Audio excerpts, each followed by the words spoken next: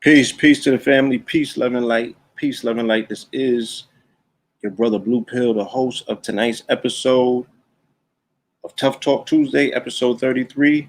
Welcome to another episode. All right. 1 second. Get situated. Go with the family, y'all. All right.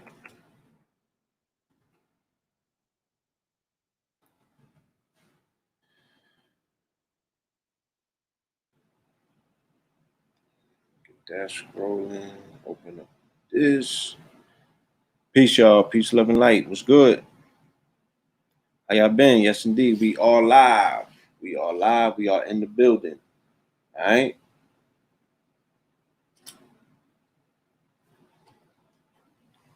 Kentucky in the building.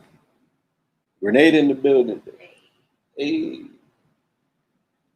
Baby from Grenada. Yeah, Blue is in the building. Yeah, I'm in the building, y'all.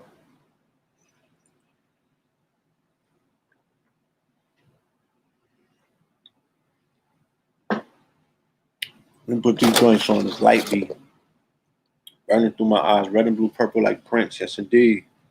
You already know what time it is. YO in the building. What's that? That's Yonkers? Okay, you got some real good questions for the live tonight. I like that. All right. We might definitely engage some live interaction from the audience. That's what's up. North Carolina's in the building. Shout out to North Carolina. I'm loving North Carolina right about now. Jersey by way of Atlanta in the building. Okay. Baton Rouge in the building was good. ATL, Brooklyn. Yes, indeed. 336, I think. It's North Carolina, right?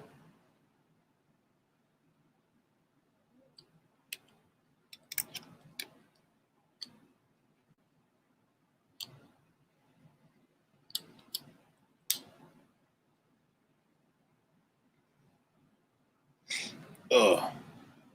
All right. Yeah, this light be tearing my eyes up. I got the bright light overhead. That shit ain't bright enough, so I got the spotlight in my eye. Yes, indeed. House Resolution 6666 has been the talk today. Mystic Philly, shout out to Mystic Philly. All right. Oh, Forsyth County. My bad. Forsyth County. Baton Rouge was good. 704. What it do? $100 billion, 100 billion in Illinois. I know that's right. Let me see what's going on my guest for the evening. Detroit repping from Nashville. That's what's good. Long Beach in the building. Sierra Leone, okay. 219, stand up. All right. Yeah, the brother coming through. One love from the NO. Shout out to the NO. South SoCal in the building. Peace to SoCal. Texas. Shout out to Texas. Shout out to NC. All right. Lynchburg. What it do? H-Town. Columbus. What's goody? I got to make it back out to Columbus. All right. What we working with here? With no further ado, y'all, I present to you your co-host for the evening, my brother, your brother, Brother Ken.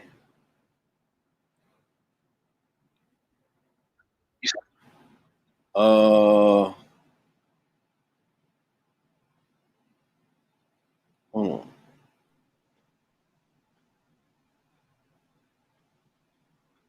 Peace to the God. There you go. Yo, what up? What's good with you, bro? Man, I'm here. We here doing it again. We in the building. Hold on, man. It's not just enough to say we here, we in the building, bro. Okay. 33. This is episode 33. You feel me? Yes, sir. This is episode 33, Order Out of Chaos. So, Let me get comfy. you know, huh? I said, let me get comfy. Yeah, that's an epic number. That's an epic accomplishment. You know, once again, shout out to you, brother. Salute to you. You know what I'm saying? We took a week off to recalibrate, get some things together, and you know, people was uncomfortable with that. Dig what I'm saying? They was in my DMs like, "What's good?" That's a good thing. That's a good thing. I was like, we back in the building. So, you know, it's been quite a week. You know what I'm saying? It's you know, we ain't been let down yet. Mm-hmm. You know, in regards to the unprecedented amount of news that you could fit into one week news cycle. So to miss a week, you know what I mean? That kind of like that'll leave you with a full plate in regards to something to tough talk on. Right. It's been good with you though.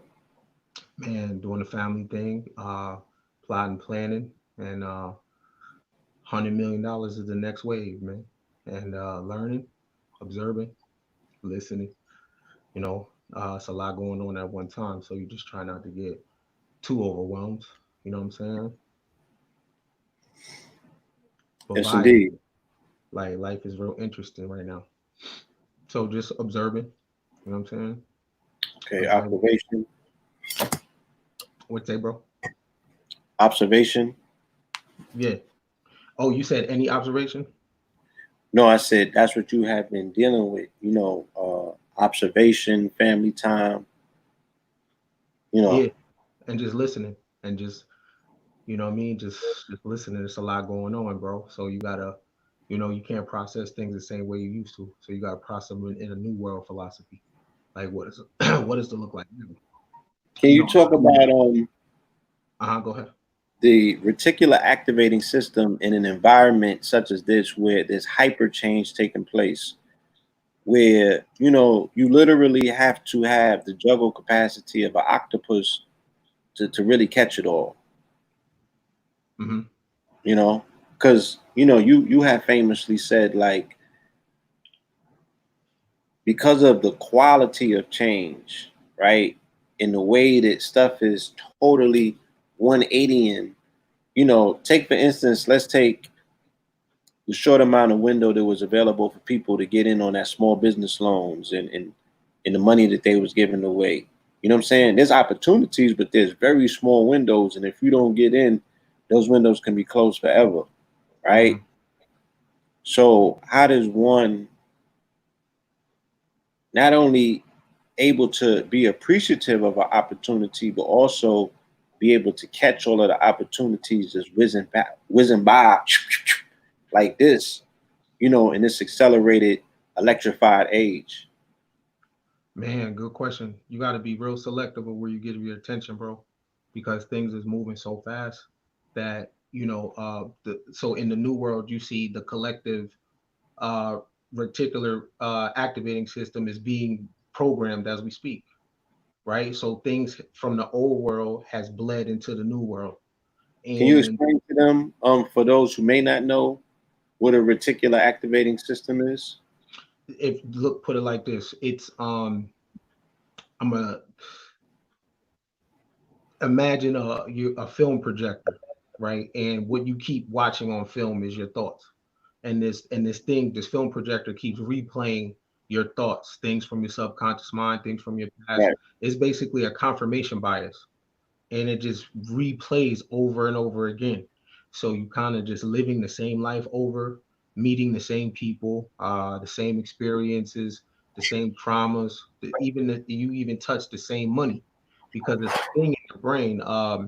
Mel Robbins, she breaks this down crazy, and it's a thing that it's a reality that keeps coming to you over and over again based on your brain, based on your thought. So you see old world things are coming into the new world just to retrain and reprogram the people all over again because this was people's free time to create the new normal. And I said a few shows back, if you don't create the new normal, you're going to live in someone else's normal. And right now, we're easing into the new world, right? We're almost 90 days in it, and then we'll be a year in it, 5 years, 10 years. And if you don't take control and create the normal is going to be created for you, and then you're going to be locked into prison for another 1,000 years. So, I can clearly see it. mhm, totally. Yep. So that's what's happening now. The new normal is created. The Matrix is going to create its own version of the normal. But there was a window, like you just said, there was a window of opportunity for people to, to do your thing. You know what I'm saying? You could create the new normal. You know what I'm saying? So it's sad. I mean, it's not necessarily sad because you know what? I'm in a real place of, you know what? People have a right to go in the direction that they want to go in. And I think a lot of the ministering and the campaigning and the influencing, too much time is spent trying to convert people over to think like one another. You know what I'm saying? Yo, it's your constitutional right that if you want to go that direction, if you made that choice in sound mind, who am I? You know what I'm saying? So that was a suggestion on creating the new normal, but that's a scary thing though, because you're basically writing a code. It's easier to live the normal that's created by the matrix. It's more comforting. There's a level of uncertainty when you create the new normal because literally you're creating the characters, you're creating the plot. You are the master of the pen. You are playing the Sims game. That's a lot of responsibility, and a lot of people don't want that, and I don't blame them. I don't blame them. You know what I'm saying? It's a little more comfort to fall in line. You know what I'm saying? So Indeed. You know, said something key, and we've been talking about social conditioning for a minute now. You know what I'm saying? And you famously came forward and, said that, and you called it before we started seeing the physical manifestation of it on the news. You said, look, they're going to turn this place into a welfare state, right? And they're going to engage and entertain people's comfortability in one aspect and people's uncomfortability in another aspect. Let me explain, right? A lot of people have become comfortable and now accustomed to going to work in their pajamas. They say pajama sales have outseated Levi's and jean sales for the very first time, mm, right? So people are now comfortable with the new way of showing up, right? I could show up without having to show up. I could work from home. You know what I'm saying? The children are like, look, I could sleep to 10 and still go to school, mm, right? And then there's some incentive in some homes where the parents is like, all right, you can sleep into 10, but you're going to have to give me that work. mm, And the child is like, I'm here for it, right? mm, Let me mm, sleep 10 though. Let me finally get what I want out of the arrangement. Contracts are being renegotiated, right? And people is like, look, I don't want to go back to whatever it is that I used to do. This is too comfortable. And then there's the uncomfortable, right? People that's like, look, I don't got a job. I don't even know how I managed to feed myself last month because I spent my last and I don't know where it's coming from again.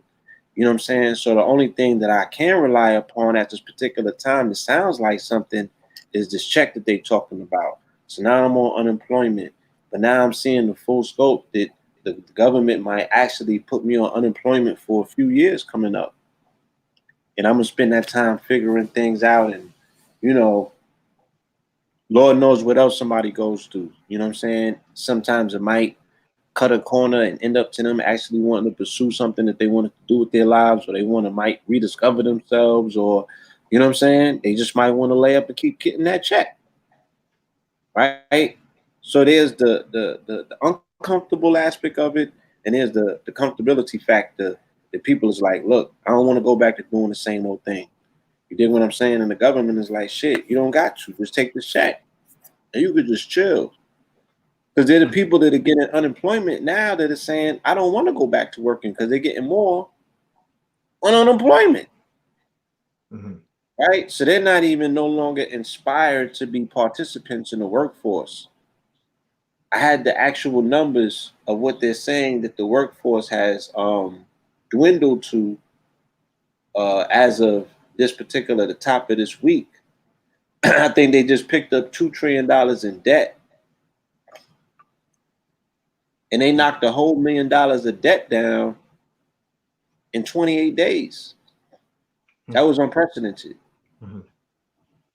These are the markers that, you know, as social economists, you know what I'm saying, or people who are social scientists should also and always look at an aspect of the social economical status of the people, because that's going to tell you a lot about how you forecasting. And when you're looking at this and you're seeing the amount of people that are now unemployed, you know, that kind of tells you a lot about where this thing might be headed. Where do you think it's headed?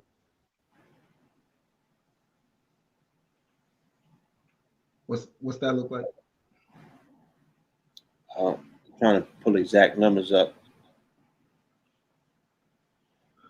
Yeah, what's that look like? It pays to stay unemployed. That might be a good thing. That was the title of this particular article. I'll just read this real quick. Roughly 40% of workers stand to make more money while unemployed than from their former jobs, according to one analyst of expanded benefits. This is especially true for lower wage earners who are concentrated in certain industries like retail, accommodation, and food services.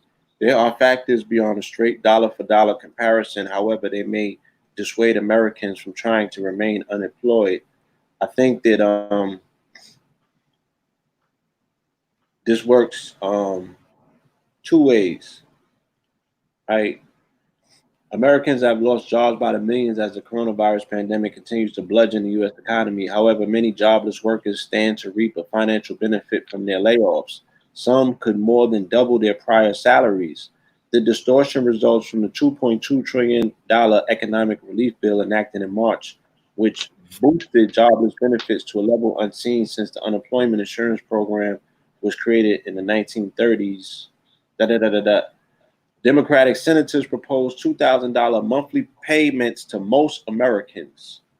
Okay, now this is what you was talking about. I'm gonna get back to that question. Okay. Again, there's so many bilateral and unilateral ways that they play in this game. You know, you can no longer just answer a question one way, because you know what I'm saying is multifaceted. So the government is, like you said, now able, right, to exchange privileges for rights. Case in point, let's go outside of the government and let's look at the UFC, right?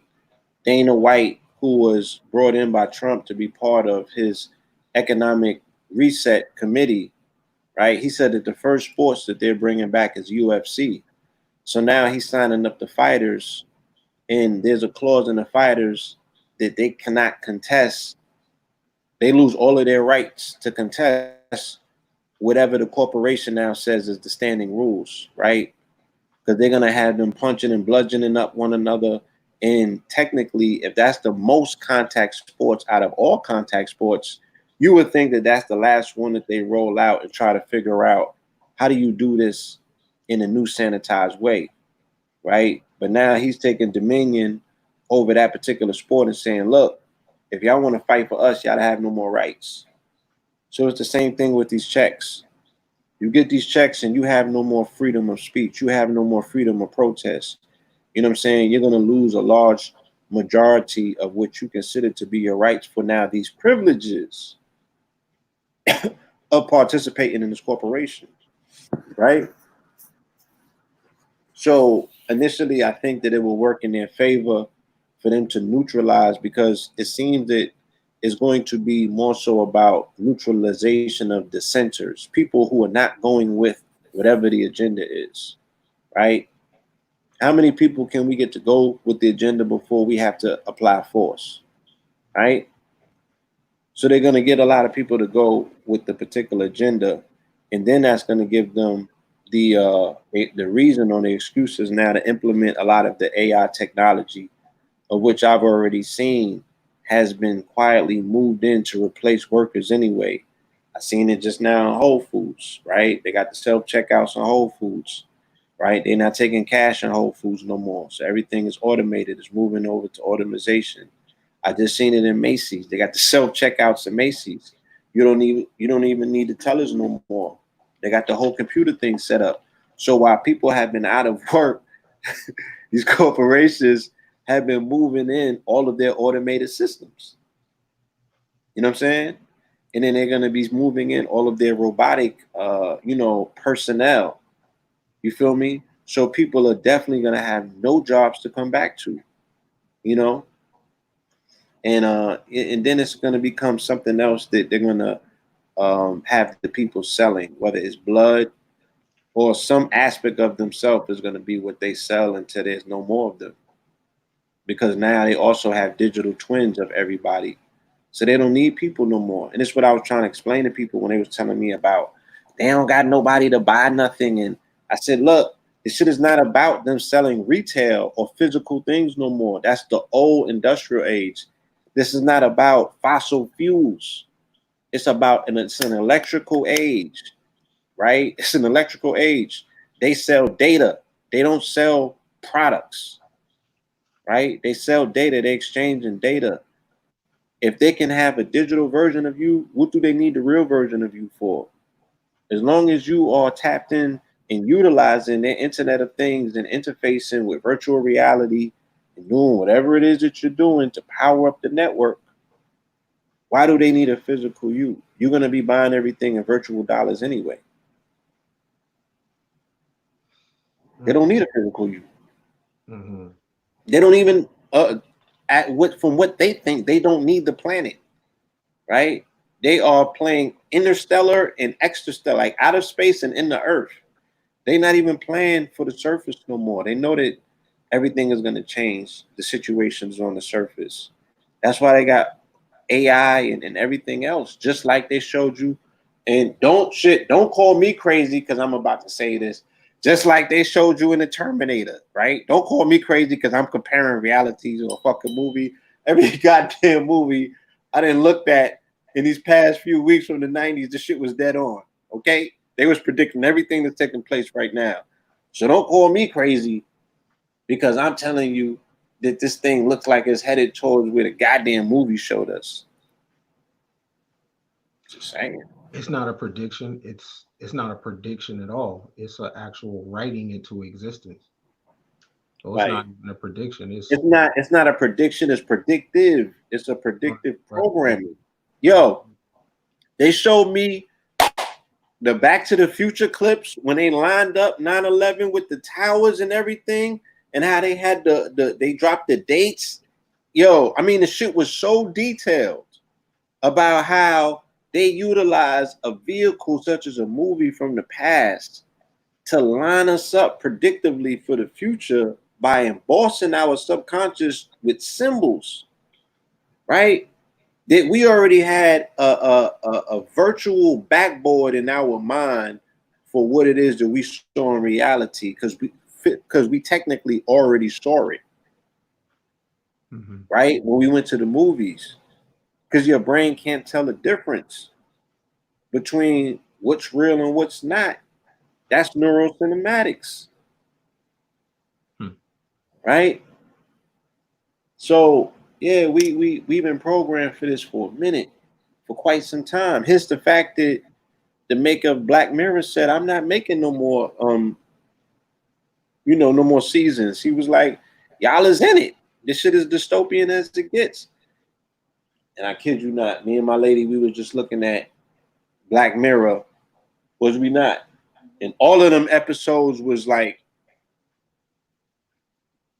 it's too real. So that's a good example of what I was just talking about. I opened up with about writing the normal. So a trick is to get people to focus on the past. The past is in the future, yo.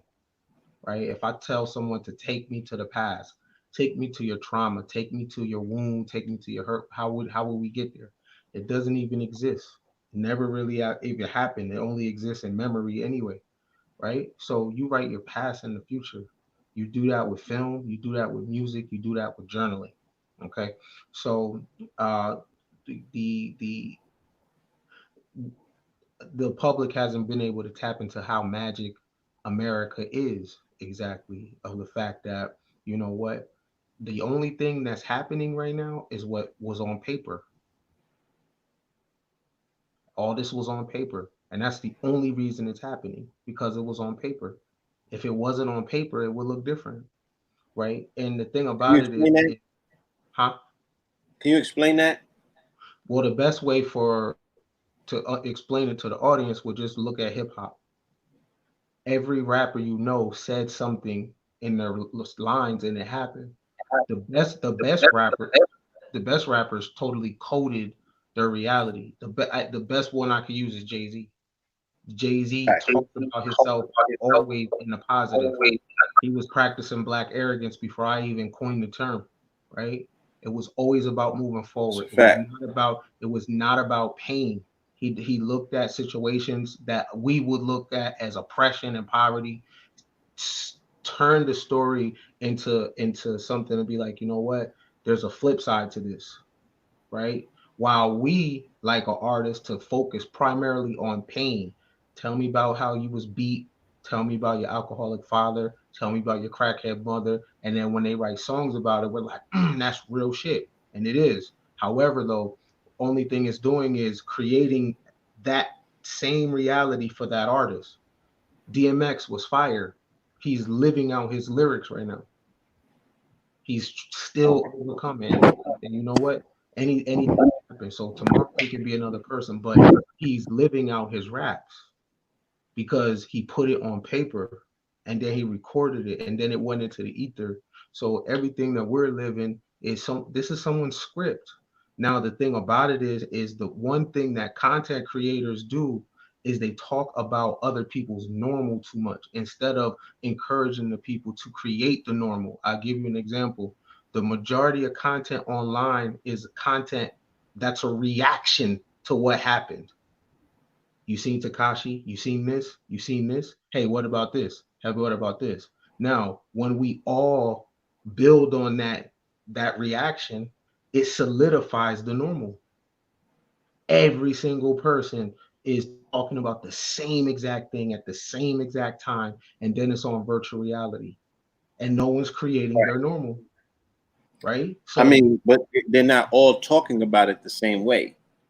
And you know, but it's the intent though. The thing about it is, it's like, all right, one person is lying about me, one person is telling the truth about me. It doesn't matter. My name is still getting said. You're still using my name. This person's lying, this person's telling the truth, this person's doing this, this person's hating. It does not matter. My name is being said. So it does not matter what people feel about the normal that's created. You're spreading it because it's a virus. Viral. That's what you need. We just looked at a virus spread to people. This is how the normal becomes the regular degular, because you talk about it to this cat talks about it to this dude on the bus, you spread it to somebody on the plane. Hey, you heard what Trump said, right? Then somebody repeats it, changes the story. Trump this, right? I give you an example of how it goes. You are old enough to remember every single rapper used to mention Donald Trump. Niggas used to fuck with Donald Trump hard, right? be So right. let me see. Let's look how things go viral. A big campaign went to the on the liberal left to separate Black America's historical sentiment for Trump. It reversed. Young Jock was like, "Boys in the hood call me Black Donald Trump." Jay-Z on Success said, "Apartment at the Trump I only slept in once." Niggas used to fuck with Trump, right? So Right. somebody wrote a different script and targeted a demographic of people, women, black women in particular, women, and and older, and the majority of Black America, to get this to change your feelings towards a person. So you don't know if you like them a policy or what. You just don't like them. That's how ill the normal is. Because guess what? I walk in a barbershop and everyone's talking about, man, fuck Donald Trump. We gotta get him out of office. Because I heard it on TV. Then I go to spread it to this person, that person, right? If you do that with your own normal, instead of living in other people's reality, you'll be living in your own reality, because people will be spreading it. It'll go viral. You want your normal to go viral. Yo, have you seen John Doe? Man, that nigga came up, bro. That nigga looking good. You want everybody to say you looking good. You want everybody to say your product is dope. You want everybody to say that you got the answers. That's how you create the normal for yourself. Then you won't be in other people's business and other people's reality.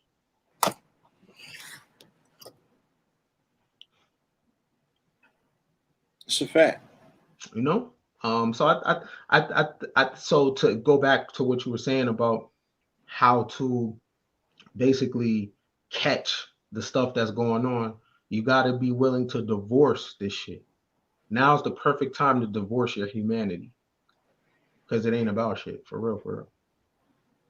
How does Try. that work? What you say? How does that work? I'm indifferent. I'm stoic when it comes to shit. I'm indifferent. I choose to care about what I want to care about. I don't care about what other people care about. Right? That's how it is. I'm choosing to pick and choose what I give my attention to. I'm not going to be coerced into put my attention somewhere just because other people was doing it. Right? 2 weeks ago, it was Bill Gates. Now it's some dude got shot. Then it's next week is this. Each 3 days, your attention is on this, on that. When you gonna get to yourself?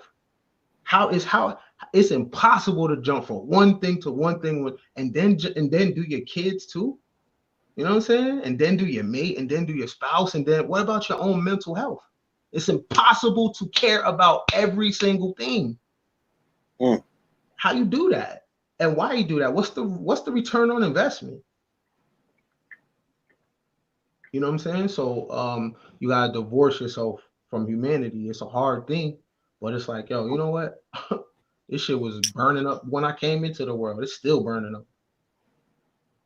Let me figure out, my piece on this rock. You know what I mean? So when I'm saying I'm indifferent, some stuff I'm like, other stuff I like, okay. Other stuff I'm like, I ain't got time. I ain't Right. got time. But and I'm speaking for me. So I never tell somebody else what should be. I'm never gonna tell someone else what should be important to them. Because the same way where you're not gonna tell me what's important to me, I'm not gonna push that to someone else. I make a suggestion and say, yo, this is dope. You should look into it. If you do, you do. If you don't, you don't. I ain't got a hell to put you in, and I ain't got no paper for you neither. So go where you catch up with your kind. Right. You know what I'm saying? Catch up with your kind. You know what I mean? So it's mad shit going on, and I'm being super selfish with my attention. No, that's right. So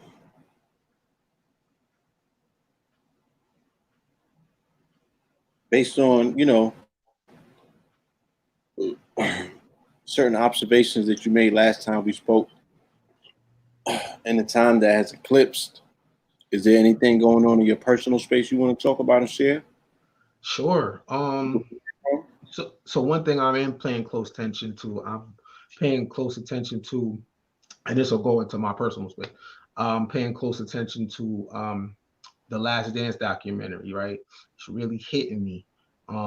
Like I'm just checking it out and I'm listening, and I am more appreciative than I was before of a man or a woman that goes their own direction, and you're willing to pay the price to go in your own direction. You're willing to pay the price for your individualism. So when I say, you know, in my personal life, like that was listening to Michael Jordan talk, looking at the media go at his head, seeing this person bet on themselves and be so sure about themselves. Um, it makes me feel great. It makes me feel good. And I can appreciate that. I can appreciate someone going their own way, yo, and it's all good. You don't owe me no explanation. I appreciate someone that's willing to pay the price for winning. To be a winner in life, look, it's like this. You're gonna pay a price for something. If you work too much, you're gonna pay a price.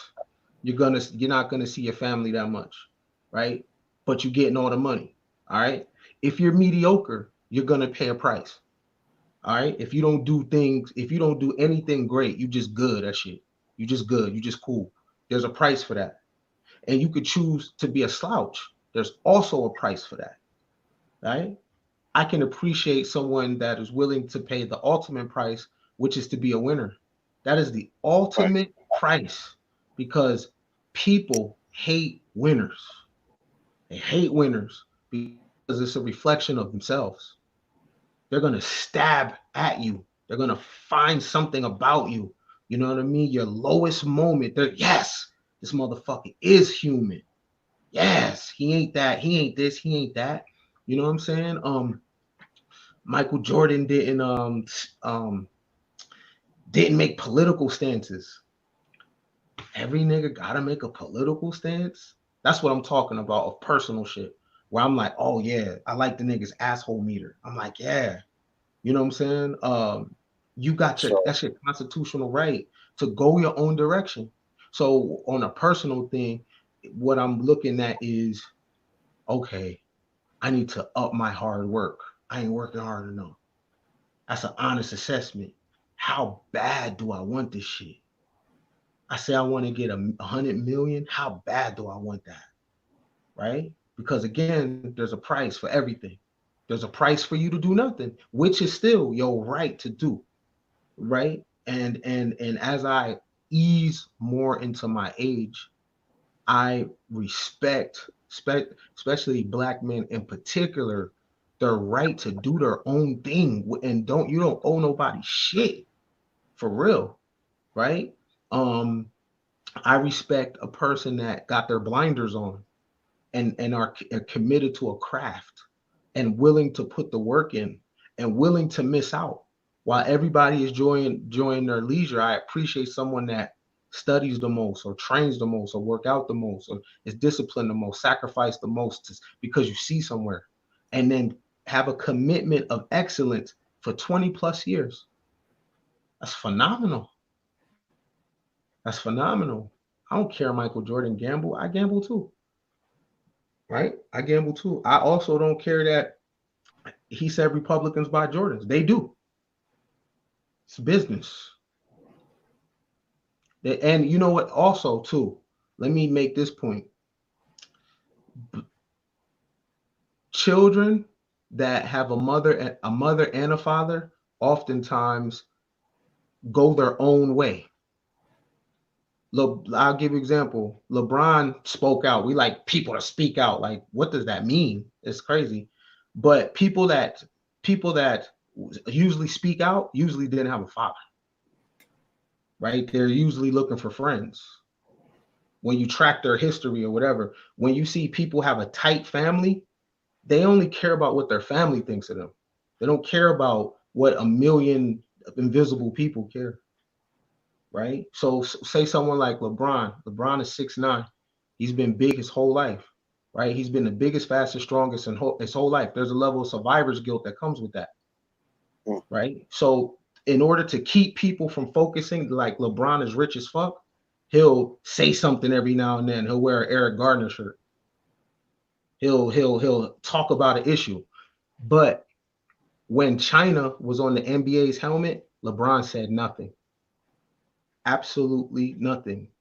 Now, what we call oppression in America ain't shit when you study global politics, right? The hands and feet that the Chinese, the Hong Kong protesters was getting put on them, it was crazy, right? And China clapped back at Daryl Morey, an American. LeBron didn't offend the American. He didn't defend the American when a foreign country was clapping at him because Daryl Morey supported the Hong Kong protesters.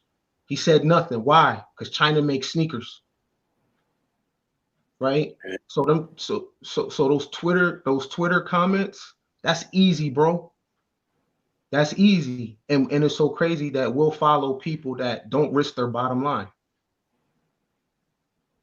If your bottom line is money and you put that bottom line on the line for something and you lose it, right?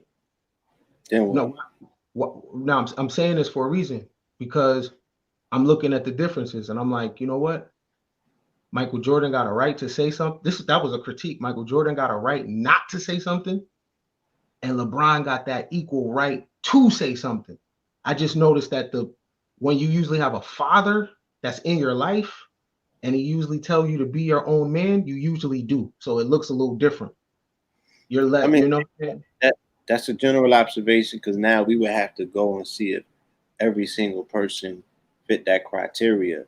Now, I can also appreciate what you're saying and step back because automatically some examples popped up in my head. And I was like, I can see how that person was, I don't want to say extra expressive or being extra in public, but it was them looking for comrades, for connectivity. You know what I'm saying? You're looking for a backboard when you don't have one, to bounce ideas off of, to bounce thoughts off of, and to find a connection. And someone who is insulated in a family dynamic, like you said, you often hear them people say it. It only really mattered to me what my family thought. You know what I'm saying? Like, I couldn't get into everybody else. So, I mean, I've heard that sentiment expressed as well. Vito Corleone told Sonny, never let nobody outside the family know what you're thinking. That's a classic line. Never let no one outside the family know what you're thinking. We don't come from tight-knit families. So what we do is our social justice is a way for us to try to find family. So we just latch on. This week is to feed the whales. Next week is recycling. They killed a squirrel. They killed a butterfly. I mean, next, you're just looking for, especially if you found some success in your life because you have a level of survivor's guilt, especially when you're the biggest, fastest, strongest. When you're bigger than everybody, faster than everybody, stronger than everybody, richer than everybody, there's a level of survivor's guilt that comes with that. Right? There's a level of comment. Because I'll give you an example. I seen a comment LeBron said, and that this is personal, going back to my personal about the question you asked. He said, we can't even jog. They are hunting us, which is a lie because he's not hunting. Neither is his sons. That's a lie. That is a lie. He's good. Right? There's no us. You know why there's no us? Is because I don't feel his money. I don't feel it. So how is there a us? It can't just be a us in pain. What's the us, my nigga? Okay, there's no us. We don't eat together. Right. With the pleasure No principle, it kicks up. Like the us don't get to the pleasure. Like my nigga, do that mean we got an invite to the crib to get on the yacht in the summertime? I don't. I don't touch none of that shoe paper. You know what I'm saying? Yo, matter of fact, I remember it was like his third year or fourth year. Me and my partner in AZ, we went to a charity event. We was doing our rap thing at the time, and my man, he wound up getting close to Jay-Z and LeBron, and he tried to pass him a CD. Jay-Z was like, "Nah, I ain't gonna take that," and LeBron kind of waved it off. There was no us. Right. There was no us. It was cool on us. He styled on us like, "Oh yeah," you know what I'm saying? There was no us, but it's also a dangerous comment because is it us or not, right? But it's a danger. It's a Even danger. with artists, especially, you know, they become or adopt a certain level of social awareness. Sometimes they can't look back in their younger years and say that's who I was. Sometimes that's the person that they grew into as parents. You know what I'm saying? Or people that kind of, you know, Like these dudes is athletes, the majority of their lives was spent in the gym. You know what I'm saying? We can't gauge and look at somebody and think that they're socially aware or they see what we see or even understand what we know. So some of these dudes might be late bloomers into some of these dudes might have just figured some of this shit out since they've been on social media. Like, oh shit, this shit is real. You know? And then some people might be in a level of denial, or some people might feel powerless altogether. And through their career, through their life, through their experience, find out exactly how they can use their platform to express their power. And of course, like you said, somebody like him, who his appearance and his dominance in the sport is synonymous with power, and his platform has already been politicized by him getting in the funk with the president. You know what I'm saying? And many other Fox pundits and things of that nature. So, he's already for the most part somebody who utilizes his platform for social commentary. Okay, so what did the so look look, it's either the feet is on the left, or if your leg is over here, the leg is over there. Look, nigga culture is all about speaking out, yo. Speak out, speak out, speak, speak, speak. I believe in hush money, yo. Hush money. Do we live in a capitalistic society or not? Is it about the money or not? And I think the majority of people that look like this don't understand finance. We want to make this shit mean what we want it to mean. This shit is about money. So, since it's about money, speaking out, those are gestures. It's about the bottom line, which is finances. Okay, someone like LeBron and many other people, Lizzo, they work in an industry that is about money. Right. So if your angle to help the people is not to fuck up another person's money for the people, then what are you doing? It's just another thing for people to feel good. It's about money. Muhammad Ali risked money. Bag. He didn't make no paper. Joe Frazier had to throw him a couple dollars, yo. His best years. That was a money. His money was affected. If your money is not affected, I'm not listening to what you talking about. Are you putting the number one thing in America that you can put on the line, which is your bread? Nothing else. It's your money, because it's a capitalistic society until it's not. So somebody that's like, oh, I'll give you an example. Craig Hodges was blackballed out of the NBA. His money was fucked up. He ain't get the Colin Kaepernick shoe deals. He ain't have a Nike line. The nigga's dough was fucked up for his belief system. I respect that, because if you're gonna rock out, rock out. Don't play the games with the people. So what happens is rich celebrities make these comments, and it gives people on the bottom a reason to why their life is fucked up, because T.I. said it and LeBron said it. We want to turn the switch off from feelings to back to money. Is People keep telling me the number one issue in Black America is an economic situation. Is this true? That the average Black household is worth how much? How much? So then how much? Less than $1,500? 11,000 and some crazy shit. Yeah. Some low shit. Okay. So then that's the only language, in my opinion. That's the only language. If See, if you're shoot. I guess we gotta find a word for this, and I'm sure you know words that I have forgotten and I don't know. So maybe you can help me with this. But people's ability to want to observe the world and the actors therein through their lens, or through what they want to do in the world, or how they want to see the world. So people in the comments are saying, you know, I want this person to do this thing like this based on how I would do this thing if I was that person. In family, that's just not how the world works. You know what I'm saying?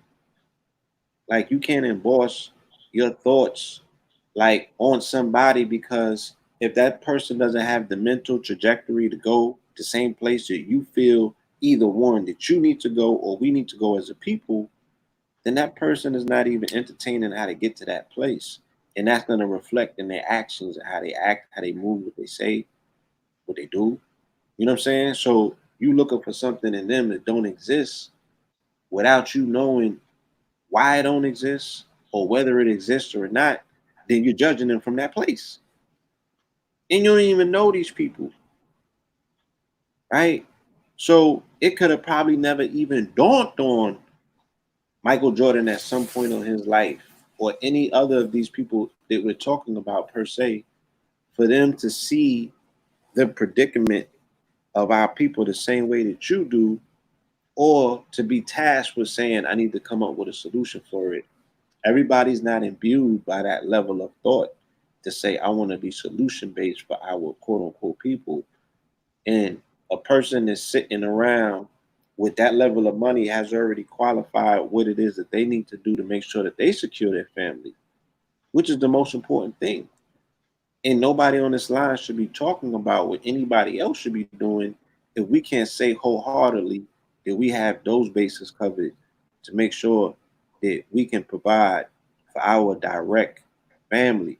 You know what I'm saying? And who is the families that's connected right outside of that, that you can trade and barter food and anything else that you need to if you needed to, right? That should be the most important thing.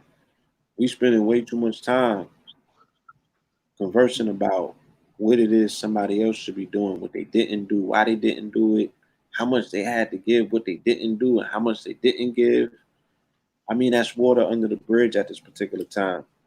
And if nothing else, that we learned coming out of this quarantine, it people either got drawn closer to family or got repelled, you know, from people who they couldn't necessarily gel with. You know what I mean? When you put the top on the motherfucking cup.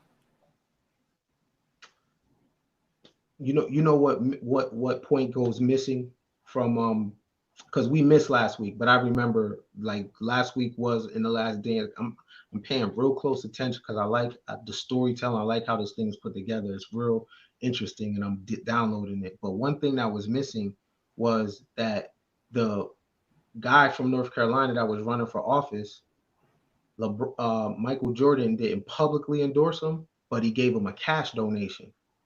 Yeah, send some bread. Now, when you're running for office, money means more than endorsements.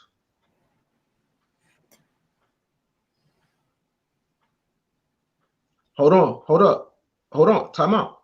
LeBron James backed Hillary Clinton, and Hillary Clinton still lost Ohio.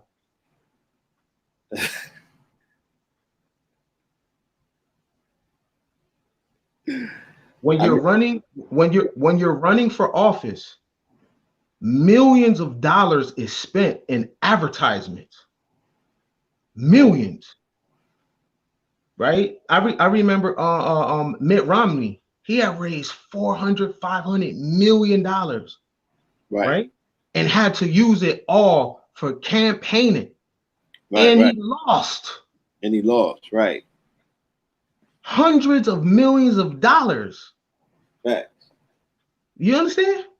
Yeah, I do. So I'm saying though, so I'll take this. You don't got to support me publicly, but if you're sliding me mailbox money, envelope money on the under, psh, nigga, fuck a vouch, nigga. We'll let this money talk. Fuck a vouch. Yeah, I'm standing side by side. Because what everybody got their way that they jug.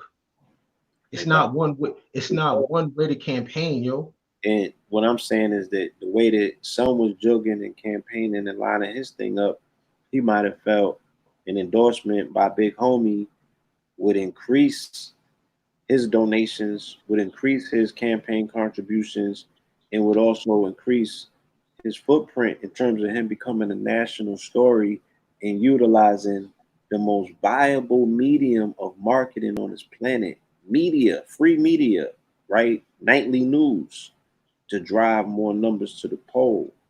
You know what I'm saying? So I would imagine that that's what they was probably looking for in terms But of don't forget, Michael Jordan had gambling issues, according to the thing, right? So yeah. now the money is better because it's silent. So now when Michael Jordan's gambling issues come to light, since he endorsed you, that stain is on you too. See, the money is silent. It can move different. That's the thing about I'm standing on this. Niggas like actors and acting. It has to be visual. It has to be a gesture. It can never be about straight up capital. Remove the fucking feelings from it.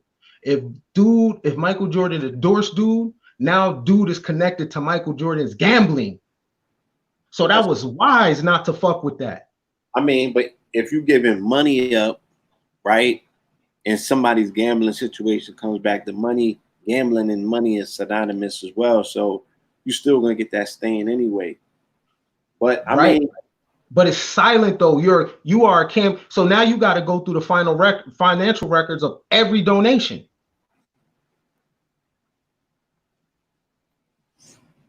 You got to go through the financial records of everybody that donating.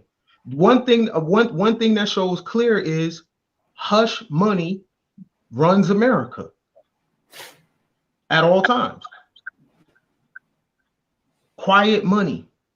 It's all about quiet money. We like to be loud. We like to be seen. We like to, it's all about that. It's all about that. And the thing about it is the reason why I'm being critical of it is because if everyone is telling me everything in the game niggas is losing at, then what about if it, well maybe niggas is losing because they game goofy. And on a collective, niggas don't really want to fuck with the game. I just heard a saying the other day, niggas don't vote, people don't vote for freedom, they vote for free stuff. I thought that was cold. I was like, damn, that's crazy, right? So to me, niggas, people in general, they don't really want to win. They don't really want to boss up. They don't want that. They want the ideal of bossing up, like the character in The Alchemist. You want the ideal of going to Mecca. You don't really want to go though. You don't really want to do it because if you really wanted to do it, then the game is on the table on how to do it. It's just niggas uncomfortable because when you play the game for real, it's dirty. It's dirty. So what we'll continue to do is demand justice. Good luck with that. What we'll continue to do is talk about other people's normal. Good luck with that. What we'll continue to do is Meanwhile, like you saying, robots is coming through. You know, one of the reasons why robots are coming through, Blue, is because people in America have opted out of the job market completely. Not just the jobs that people are not going back to. I'm talking about the market.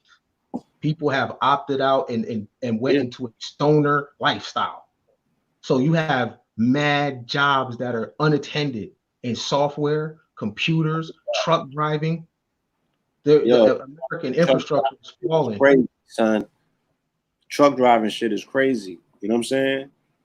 I forgot the numbers that they hit me with. It is wild. Like a million. Like a million. Easy, like a million. And they can make bread doing that. It's just laborious. Like you're gonna have to put in some work, but you know, you can do your numbers. Look, let me read you this real quick. Shit crazy where this thing is headed, man. The next housing crisis is here. If landlords get wiped out, Wall Street wins, not renters. Right?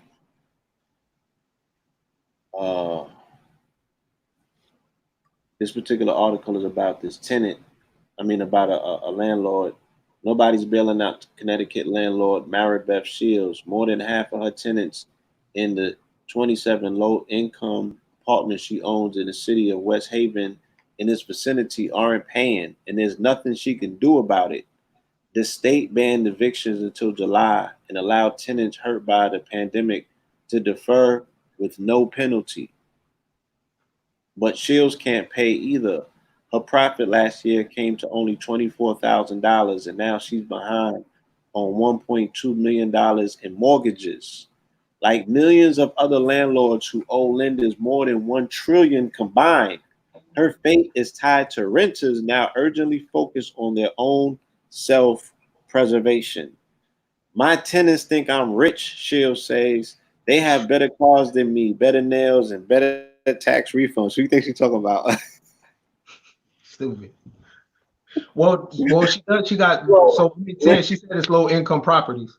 You stupid. the next housing crisis is here, and this time it's about rentals.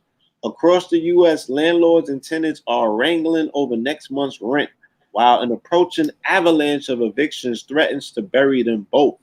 To avert a damaging wave of foreclosures like the one that swept the country more than a decade ago, Congress included a provision in the $2.2 trillion rescue package it approved in March that allows homeowners with government-backed mortgages to divert payments for up to a year.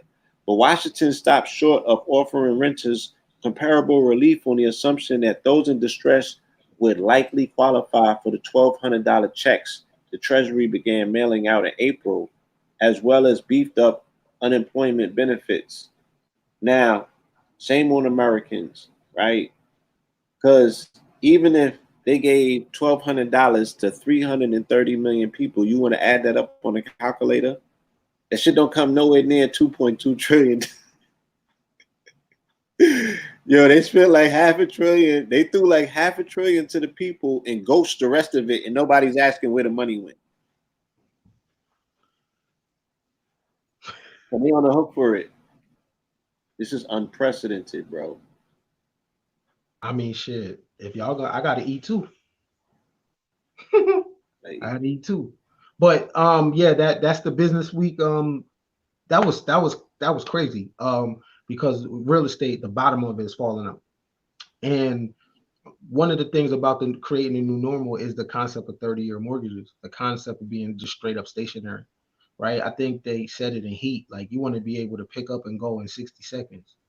All you need is your laptop and your dough, right? And what the situation you've seen is there was an old motto of sit in one spot and build a family and just die there. Like the earth got to be a turf right now. You know what I'm saying? So you don't even want to. You want to be deeply rooted all over the world. All you need is a computer. As long as they got Wi-Fi somewhere, you can eat, right? So, and everything is on the debit anyway. So you can literally that card can have millions of dollars on it, and you can go with it anywhere, right? So you look at that. It's not time buying homes and shit like that. Elon Musk said he's giving his house up, yo. yeah. So instead of giving his cribs up. Right? He want to be a renter. Right now, there's people that'll give a model and say, you know what? You make you paying all this money renting when you could be owning a house. That's true. But what you're paying more in rent, what you're doing is the ability to leave when you want. That's what you're paying for. To Right. pick up and go. Right.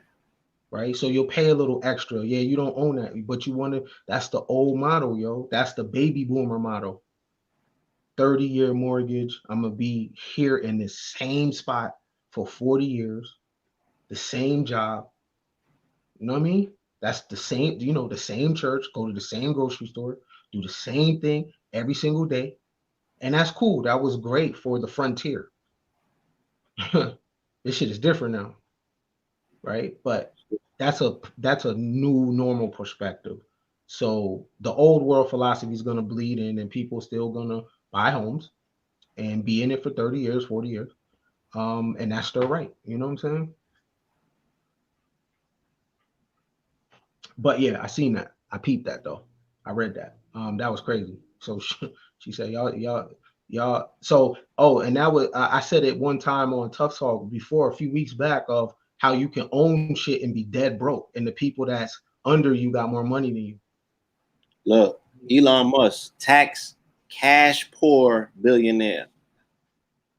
Right? The Tesla CEO is worth more than 39 billion on paper, but the electric car maker who announced he's selling his houses and most of his worldly possession needs a lot of money to exercise his latest payout. On the cusp of a stock option grant that promises to make him nearly $1 billion richer, at least on paper, Elon Musk made a surprising announcement. I am selling almost all physical possessions, the Tesla Inc. chief executive tweeted on May 1st. We'll own no house. Mr. Musk has since listed 3 of his California mansions for sale, with asking prices totaling $75 million. In emails Thursday, he told the Wall Street Journal that he also plans to unload 4 other houses in it. God damn, this nigga had spreads. Once they are sold, he said he wasn't sure where I will stay yet, but will probably rent a small house somewhere. Right? This is part of the reset, y'all. Pay attention. Pay attention. I feel him. Yeah. I feel him. He is providing the world now with a philosophy that he is going to present himself both as John Connor and also as, you know, the Ed Norton dude that built Skynet. He is becoming both characters. He's openly speaking about the confinement in constitutional rights and minimalism, right? But he's also Tony Starks. He also has Neuralink. He also has, you know, these satellites going up. He also, you know what I'm saying, is embedded in a large aspect. I mean, he is invested in the AI, but he's also telling you what time it is with the AI. So you really getting this whole aspect of a forked tongue with both pieces of information coming out. Which one you gravitate towards or value, that's going to be on you. You know, you're going to take whatever you can use. Hey, you know, in all dystopia films, it's mad futuristic. So the landscape looks primitive, like there was a disaster or something, but the technology is advanced. Upstairs. Right. Right? In every dystopia film, it's always fire technology, trash landscape though. Right? Right. So what when you look at Elon Musk, that's interesting. The reason why he's cash poor is because all the money goes back into the Right. business. Right. He on his Dame Dash, right? He put all his bread back into the streets. This is why his Hey, stock I is don't owe nothing. Yeah. yeah. So when he because look, this is the thing about him. Yeah, that's the Jeff Bezos model. They not. Why don't they accentuate the story like that? Mhm. Right? Why don't they talk about the new business model that exists now because of Amazon that is on its way to become $1 trillion company? They was in the loss with their stock options for how many years? Right? He didn't turn profits. He was taking hits and he kept moving. Right? He was debt heavy. And now he'll be valued as he's going to be the first trillionaire. His company's already $1 trillion company. Now, again, family, this is not an endorsement of his business ethics. I'm just saying, let's make an observation. I'm talking about what the company and the mind behind the company have managed to achieve. Right? They say that anybody that's standing on $1 billion mountain got a lot of people on the bottom of their shoe. So $1 trillion one, yeah. I mean, that nigga is probably Dr. Evil, right? Well, he's Lex Luthor, but Hmm. this is not a judgment call. I'm just making an observation about what the new business model is. You know what I'm saying? So even with Elon Musk, and you know, these dudes are not sitting around necessarily stacking bread and counting one another's pockets. You know what I mean? And making music about the shit. Like they are returning all of those investments back into their ideas, their grand ideas. That majority of them each deal with evolutionary jumps. He got one company that's gonna link the brain with the internet. He got another company that's taking rockets to Mars. He got another company that's creating automated cars. You know what I'm saying? I mean, you know, son got a lot of irons in the fire. So if you track him last year, and the year before, his billionaire status is quantum leaping. And one of the reasons why is because he's not pulling no profits. So just to explain it to the people what is going on, how a person that's almost worth $40 billion has no money. So you make profits, right? And that's what you people usually get profits, go buy a car, go buy something. You campaign, go on vacation, right? And then now you got to come up with more money to put back into the business. So a lot of entrepreneurs, because that's what Elon Musk is and Jeff Bezos, they're entrepreneurs.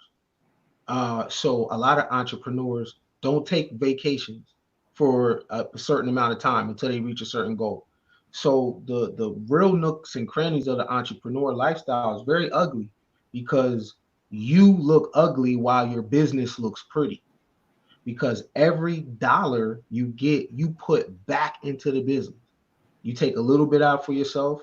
You eat PB&J. You don't splurge. The business is the human. It's just like your baby. Yeah, the business is the baby. Its business is the baby, right? Yeah, So you growing, you got to grow the business like you would grow a baby. You got to nurture it. You got to care for it. It's delicate at first, and it gets its legs underneath it. It learns to walk, and then you start putting those accoutrements on it. now, So yeah, so for people to kind of understand what I'm saying. Elon Musk is an entrepreneur. So is Jeff Bezos. So on a business level, I understand why Jeff Bezos would get robot workers, right? Because the true definition of an entrepreneur is someone that creates jobs for other people, right? Now, the human worker has needs, right? Now, the old model was create jobs for people and supply the needs. But as we're going into quantum, it's a little more efficient to be like, you know what? A robot can do your job and it's not going to talk. It don't need no insurance. It's not going to take vacations. None of that. If it breaks, I can replace it with a new one. Now remember, the purpose of being an entrepreneur is to make money, right? And you make money within however the government regulates. If it break up monopoly shit like that, whatever, but your purpose is to make money. Okay, you make more money creating AI. So you pay the upfront cost of the billions of dollars it would create to create the AI to do the work that the human would do. Now some people be like, damn, that's fucked up, you about to put millions of people out of business. You are, except for the people that make the AIs for Jeff Bezos factory. See, a job was created because you need AI. So those AI need sensors. That's one department, right? Grip, that's another department, right? Does it walk on wheels? That's another department. So if I'm making them now, I could be a billion-dollar company making the wheels of the AI. You could be a billion-dollar company. You make the sensors in the AI. Another person makes the grip of the AI. So yeah, 2 million people lost a job, but then 200,000 came back on because they evolved to the new economy. If you and I was living in 1880, we would have suffered greatly when the industrial age took over. This is what made America what it was. The fact that we can manufacture and produce shit very, very fast. Washing machines, dryers, toys, tables. You know what I'm saying? Assembly lines, cars. America was the shit, right? This is before things have been outsourced. Right? Andrew Yang talks about this. Andrew Yang was the only person on the campaign trail for presidency that even mentioned automation. And the fact that your number one threat in this country is not white supremacy, it's not immigration, it's not gun violence, it's not heart disease, it's automation. Automation, right? Because when you get laid off of your job, the only thing that you're programmed to do is find another job just like that, but not find out the reason you was laid off. Right? The reason you was laid off was because of a computer. Right. Now, Yeah, you phased out. So now to get back in the marketplace, I got to find out what the needs are. The needs are for self-driving things. The needs are for automation. The needs are for apps, right? Right.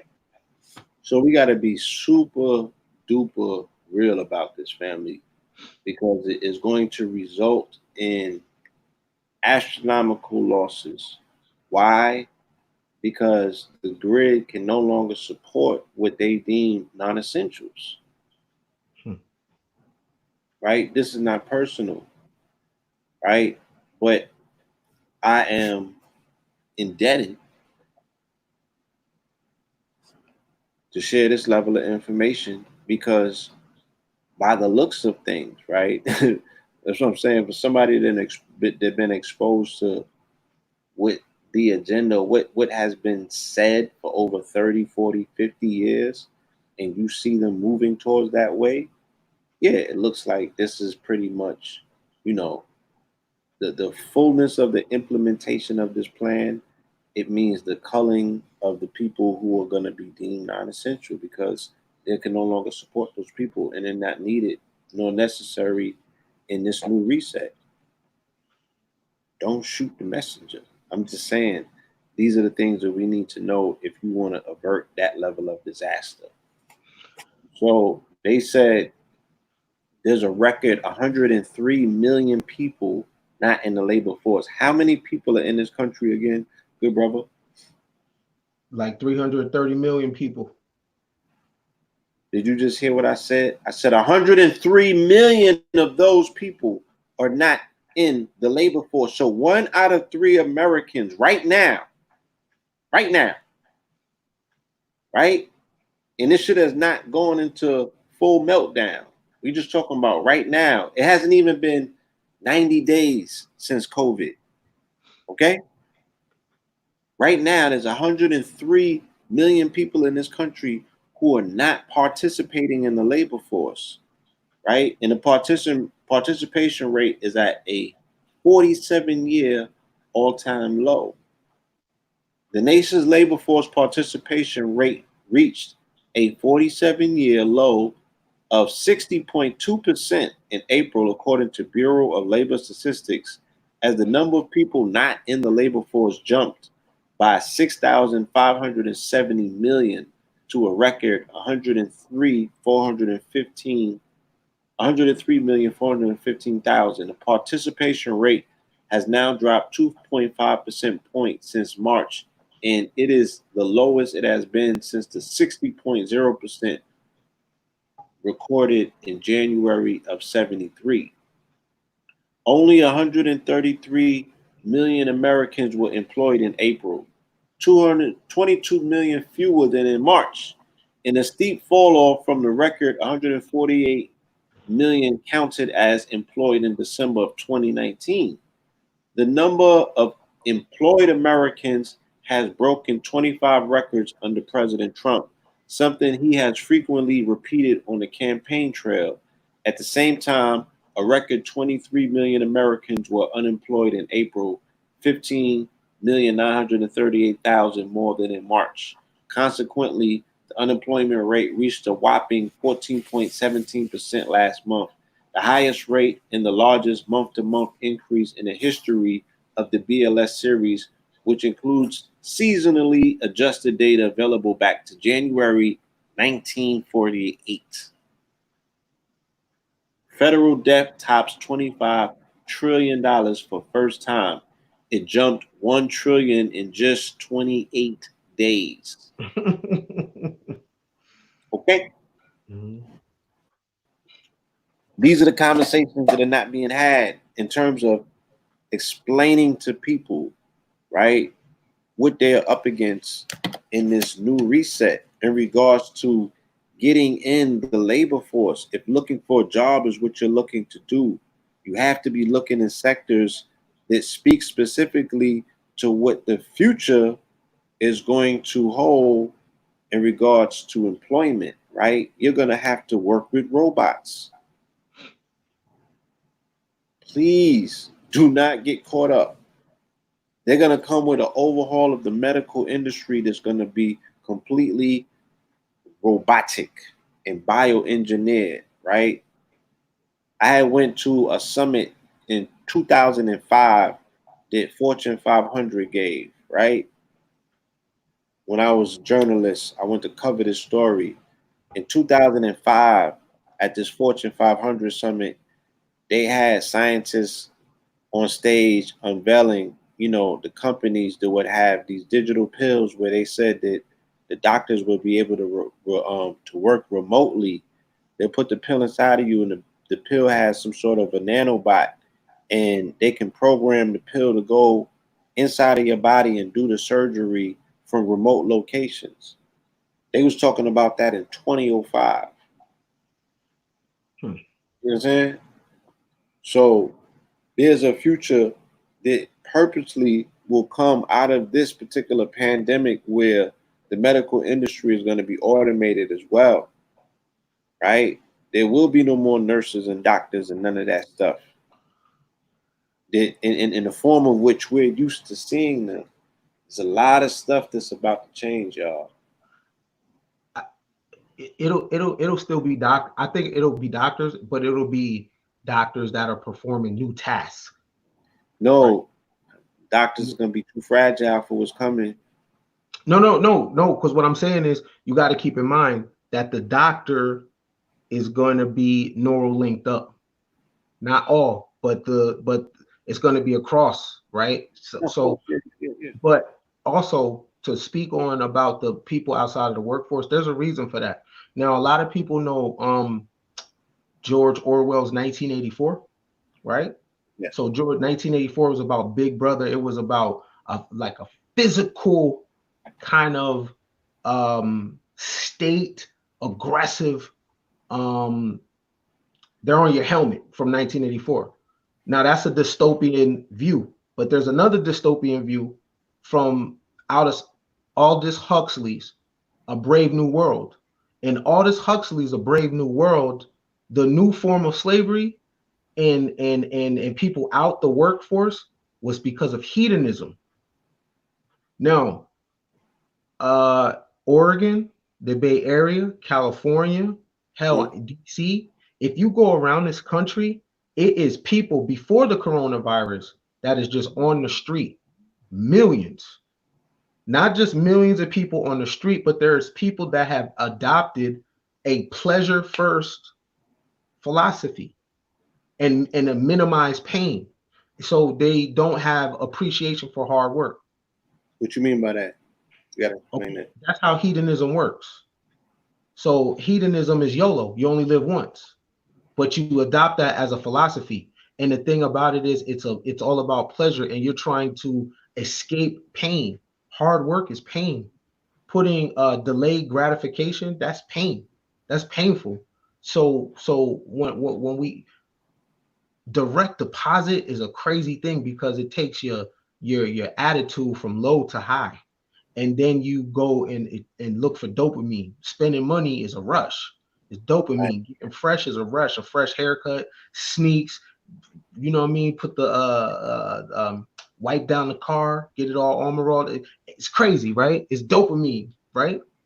But it's instant gratification, because there's also other shit you could be doing. Now, right. the reason why America is folding. It's America infrastructure, America in general is falling apart, is because the people now don't want to be American. They don't want to compete with other countries. We have this love everybody mentality. That's not how America was. You know what I'm saying? America, you wanted to go to the Olympics and dominate. So we have extended social justice to the whole planet. So you don't want to do your civic duty of being the illest plumber, being the illest construction worker, the illest pipe fitter, right?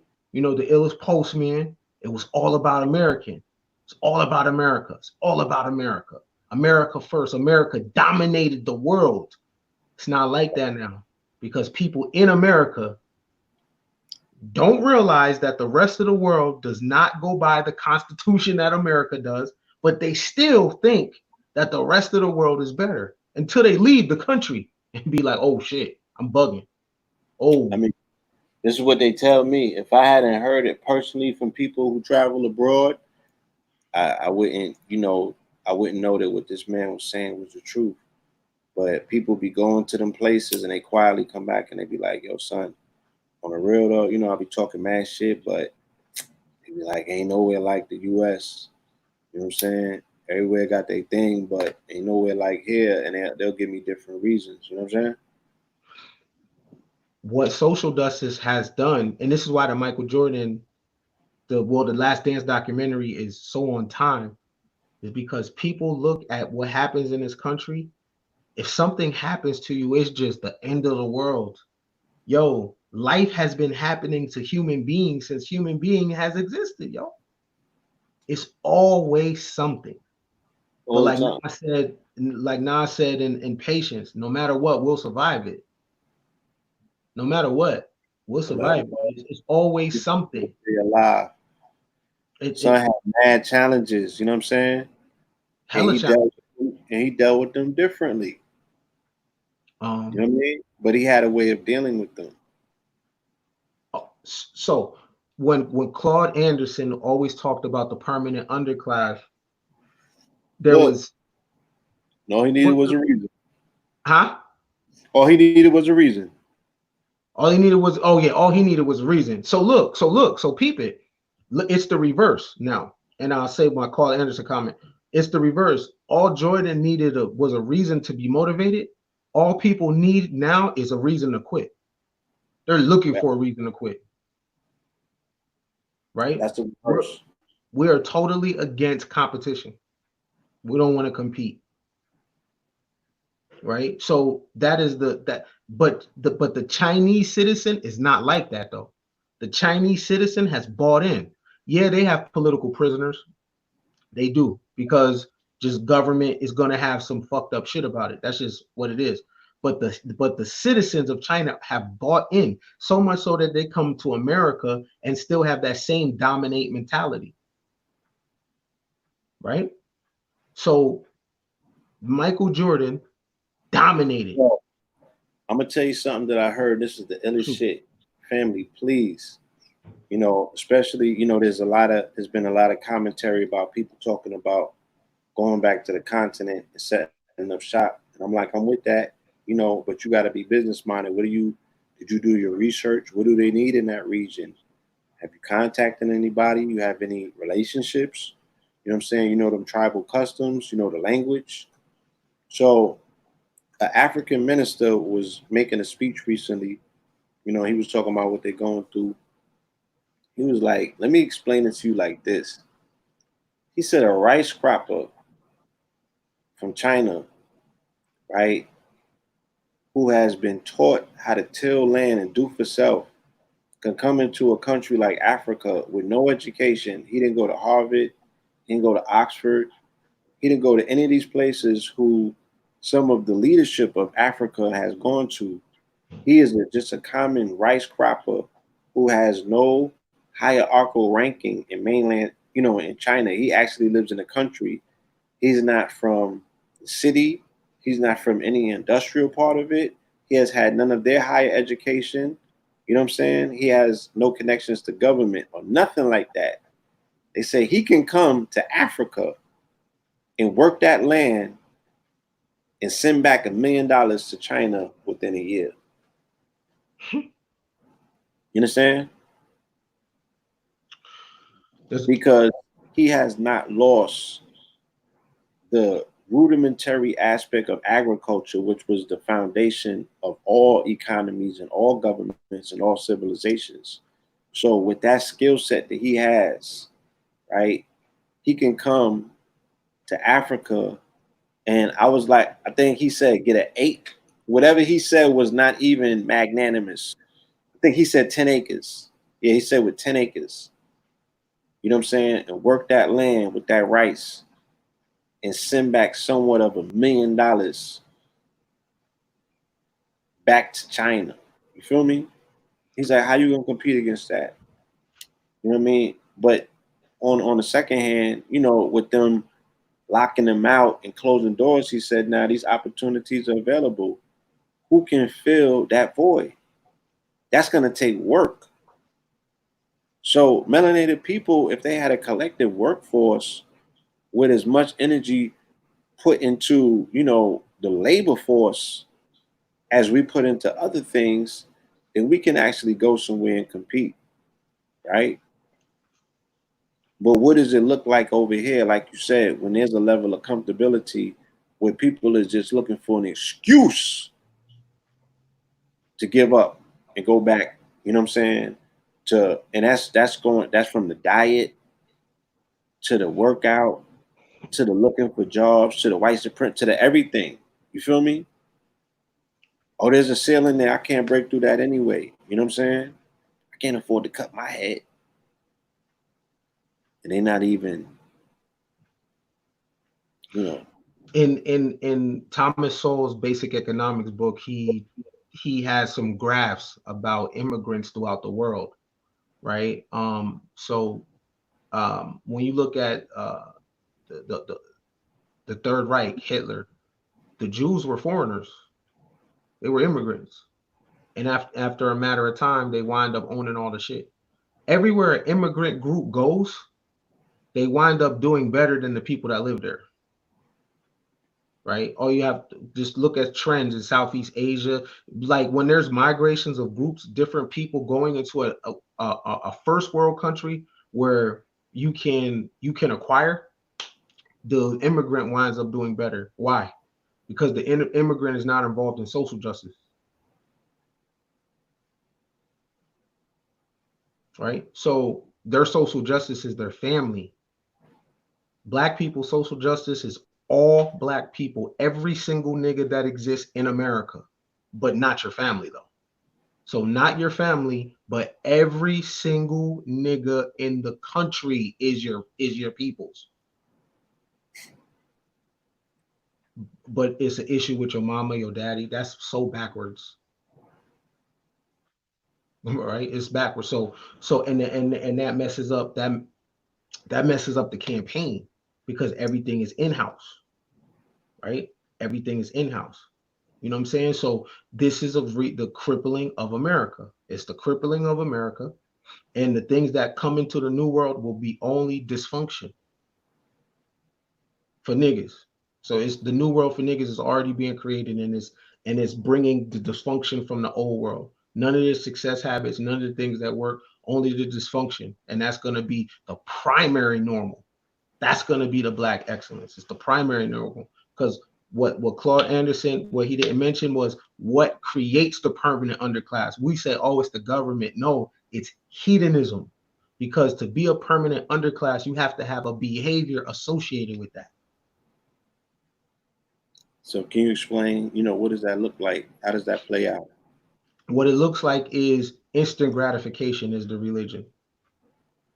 Right? So we gave an example of Elon Musk, how he takes everything and puts it to the business. We want money to flex. That's the purpose of the bread, to flex. Okay. Let me like I said, almost everything that we speak about or have spoken about on these programs, articles have come out to confirm, and give credence to damn near everything that's been said. So keep talking. I'm gonna pull this article up real quick.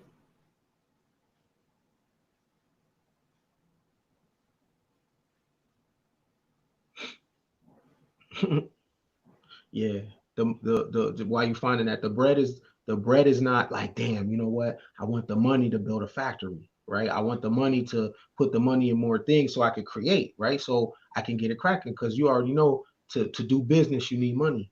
So our training is to get the money, not to do business. It's to flex.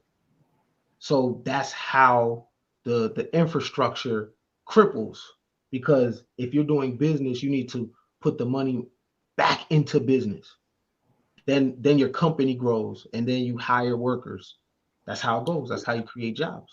Right? So the thing about it is all the people that are losing their job in America, they are losing jobs that entrepreneurs created. The government didn't create those jobs, entrepreneurs did. Elon Musk is an entrepreneur. Jeff Bezos is an entrepreneur. America is built on entrepreneurs, right? So when you study the entrepreneurs, you see that, yo, a lot of this shit is not from inheritance. There's a particular behavior that's associated with mega ballers, and that's their ability to delay gratification, right? Their ability to suffer for the business, right? Right. We just think it's, oh, you know what, white supremacy. Yo, it's competition among white people. To be a white man against another white man, you think it's easy? You think he lets him get by? Right? You think white people just let Jeff Bezos do that? You think no one was competing with him? Right. You think that he Right. ain't crushed some white folks on the way Huh? to a trillion? Huh? Now I'm saying you think that he ain't crush and swallow up some white folk on the way to a trillion? Think that Destroyed them. not destroy his competition? Destroyed. You know what I'm Bro, saying? he Utterly. destroyed Kmart. He destroyed Kmart. Look at the retail apocalypse. That's because Amazon is the number one online e-commerce retailer. You know what I'm saying? And Alibama's trying to run the race. But you have a retail apocalypse because of Amazon. Jeff Bezos is putting companies out of business. He's not keeping them up because they're white. He don't give a fuck. He's in it to make money, and it's about expansion, right? Within the regulations of whatever, the government sets. It's Right. competition. Again, how do we change the culture? The culture is consumerism, and the culture now is crass consumerism because now it's attached to or openly attached to people's emotions, right? In their fractured emotional state. So people were being suppressed from what? Not necessarily socializing, but consuming, right? The minute that they opened the floodgates, that's what people went to do. They went and consumed, right? Black people fought to get outside to spend money. White people are fighting to get outside to make money. There's Mm. a difference in that. You know what I'm saying? So let me read this article. This is from the Los Angeles Times. At protests, mostly white crowds show how pandemic has widened racial and political divisions, right? The crowds protesting California's stay-at-home orders aimed at stopping the spread of the novel coronavirus have a litany of grievances. Open the beaches, free the churches, in the tyranny of governor who has gone too far. They hop barricades to surf. They cite the Constitution. They wave American flags. They sport Trump 2020 gear. They rail against vaccines. In other states, including Michigan, protesters have shown up at government buildings carrying rifles. Despite their varied causes, the protesters have been almost entirely white, even in California, a state that mostly is not. The raucous protests in wealthy coastal Orange and San Diego counties and at the state capitol in recent days have for many highlighted racial and class disparities amid a pandemic that has killed more than 2,500 Californians, a disproportionate number of whom are Black, Latino, and poor. In Los Angeles County, where nearly half of the state's more than 61,000 confirmed coronavirus cases are located, public health officials say residents of low income communities are 3 times more likely to die of COVID 19 than those in wealthier neighborhoods. A Times data analysis found Blacks and Latinos under 50 are dying of coronavirus in significantly greater numbers than other groups, including whites.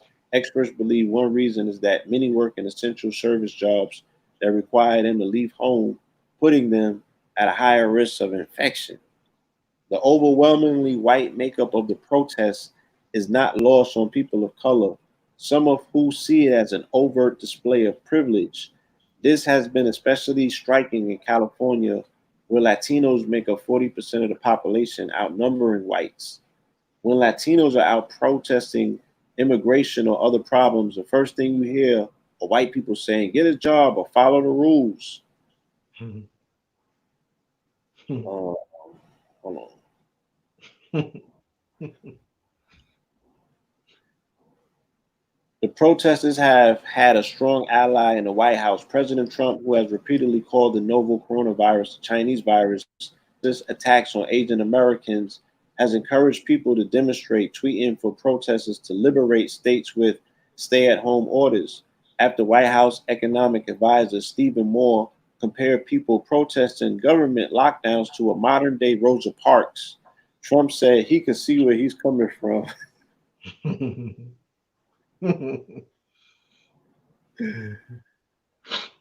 Yes,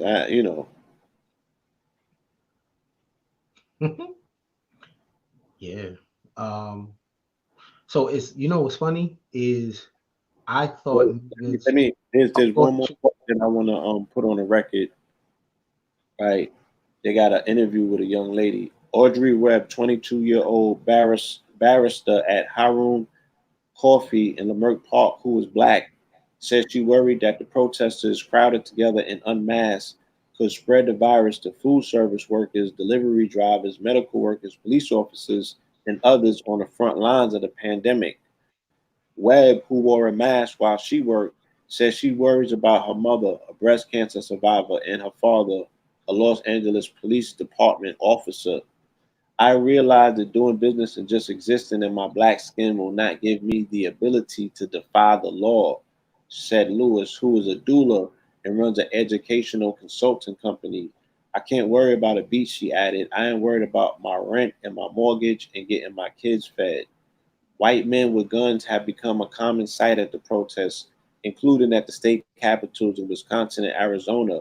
Protesters carrying assault rifles and wearing tactical gear, some of whom were members of militias, converged on the Michigan State House last week. Afterwards, Trump tweeted that Democratic Governor Gretchen Whitmer should make a deal with protesters and that they are very good people, but they are angry. Whitmer said this week that some of the protesters carried nooses and Confederate flags and displayed swastikas. Yeah, I'll leave it at that. What's that mean? Hmm? What does that mean though? What you asking? What part of what? What you just read to summarize it? What does that mean to you? Oh, you know, they're just speaking about the fact that the people who they are counting amongst those who are protesting or showing up are mostly white, and they represent different walks of with that different social group once out of um, they protest. Some are protesting for different reasons. What's funny is that it's crazy because I thought niggas like field niggas. Right now, all the niggas is house niggas. Everybody done been turned into a house nigga. Ain't Yeah, nobody in the field, right? So I went to the they here in DC they opened the parks up. So the other day I went to the National Mall and it was white, right? But it was people out just walking their dogs. They was outside, right? And I was like, damn, that's interesting. Um, that says a lot. What it says to me is you're scared to. It's hedonism though, because hedonism also doing nothing is also pleasurable because the internet has gave us a glimpse for the most part what black people are doing in their house collectively. We have seen a glimpse of it, right? It's not military strategy, right? The people that are using Zoom for entrepreneurship and to make that's a small minority.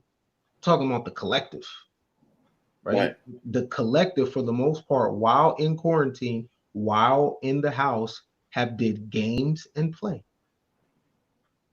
right? So Hmm. and when I go outside to the park, those white people are protesting so they could come outside and do nature, go to the beach, Yeah. go on hikes, go to the Today, park. I seen them jogging. I seen them riding bikes. I seen them, out in the sun, picnicking or sunbathing and stuff like that.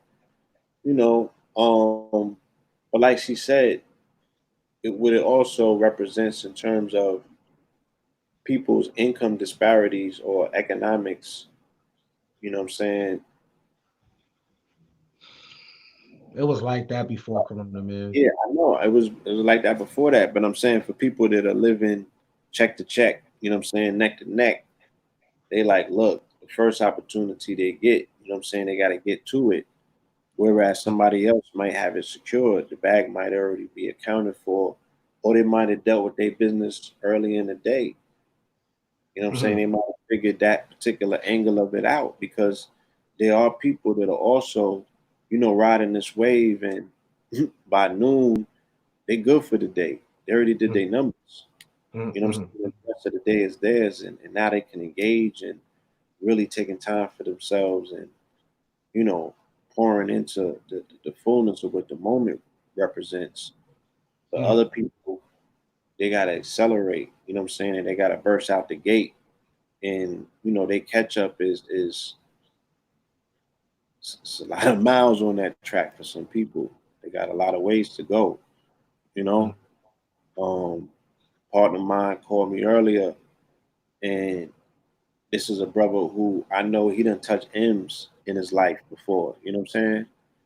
And all of that has been put into how he has progressively been building out his life to do all of the things that he wanted to do. But he had put a lot of his bread into the street into investments and expected something to come back, or it was expected to come back in mid March, and then COVID happened. Mhm. You know what I'm saying? So he couldn't get his hands on anything, and his shit dried up. And he was in a situation that he hadn't found himself in a long time. You know, he had to make an adjustment, and that kind of led him to open up another lane, and that's what he's doing right now. So he found his way through that. You dig what I'm saying? But I'm sure that there's so many people who have potentially hit the wall facing a situation like that, where things just dried up, unexpected like this. There's been a crew, like I said, it's only been like 3 or 4 weeks. It hasn't even been 2 or 3 months how it feel. Feel me? Mhm. It's been like a strong 3 or 4 weeks, or maybe 4 or 5, but what, like mid-February? March. My son's last day of school was like mid-March, something like that. Okay, yeah. So, March. Yeah, yeah, yeah. yeah, ain't been Um, that. everybody can't go though, right? Everybody can't go, right? So, um, I think that you focus on the talented, right? How you build a society in a new world and a civilization is you invest in the talented, right? You invest in the labor force. You pull back your constant um, thirst to want to see the handicap doing better because you take your attention off the talented. You take your attention off the future and off the capable. You kind of got to let a certain thing die out. And what I'm saying is the people that figure it out right now represent the future, and those that don't, it's okay. We all gotta die. You just are right now, and I'm just later, but still the same fate. So I'm saying it's like the investors should talk to the people that are interested in investing instead of trying to create this big funnel to find people. No, there are people there that want to do that. The people that want to farm, the farm people with that knowledge, talk to them. Stop trying to talk to every single body and get everybody on the same wave. You know what I'm saying? That was the old world. That's why a lot of shit wasn't essential because everybody was doing the same thing in the same position. Mad bars. Not even all the bars is good. Mad food spots. Not even all the shit is good. Right? It was the market was so open that you could just have a saturation of mad industries. Too many people in one spot. Now the shit done leveled out now. right? The shit done leveled out and everyone's panicking. But here, Blue, think about this. The jobs that people lost was the jobs that entrepreneurs created. I don't even know if people ever thought about that. The job you're doing, an entrepreneur created that. Your government didn't create that job. Someone did. Then created a warehouse. Then wanted to move forward. Went public. Hire workers. That's inspiration right there. How did this person scale to a bit? That's an entrepreneur. And 9 times out of 10, the little guy or the people you hurt was other people in business. You didn't really have an effect on people not in business. If I put you out of business with right business ethics, I got a better product at the right time. That's fair. Now I can offer you a position at my company, but you're going under, right? And the thing about it is, it's okay if a black company looks at my company like that. Don't take it easy on my company because I'm a black business. No, it's business. It's monopoly. If you got better butter than me, then do you. And I got to figure it out. Then Jordan have to figure the bad boy Pistons out. Why niggas don't gotta figure it out? Why white people gotta be nicer for niggas to get ahead? Why the government gotta be better? Why other people gotta make changes so we can live a more fire life? Why not adapt the Michael Jordan philosophy? You know what he did when Detroit was beating him up? He went and got Tim Grover, the author of Relentless. He had to retrain his body. Detroit wasn't gonna give that up. They the bad boys, but they got the Jordan rules, nigga. Right? Niggas dying of COVID, niggas dying of police, niggas dying from heart disease. I mean, you name it. If a bird shit in a crowd, I guarantee it's gonna hit the nigga some way, somehow. Whatever happens on the earth, it just seems to happen to black folks, and niggas never survive it. Never no matrix moves, never no dribble moves, no R1 Madden, none of that shit is going to happen to the nigga. That is crazy to me.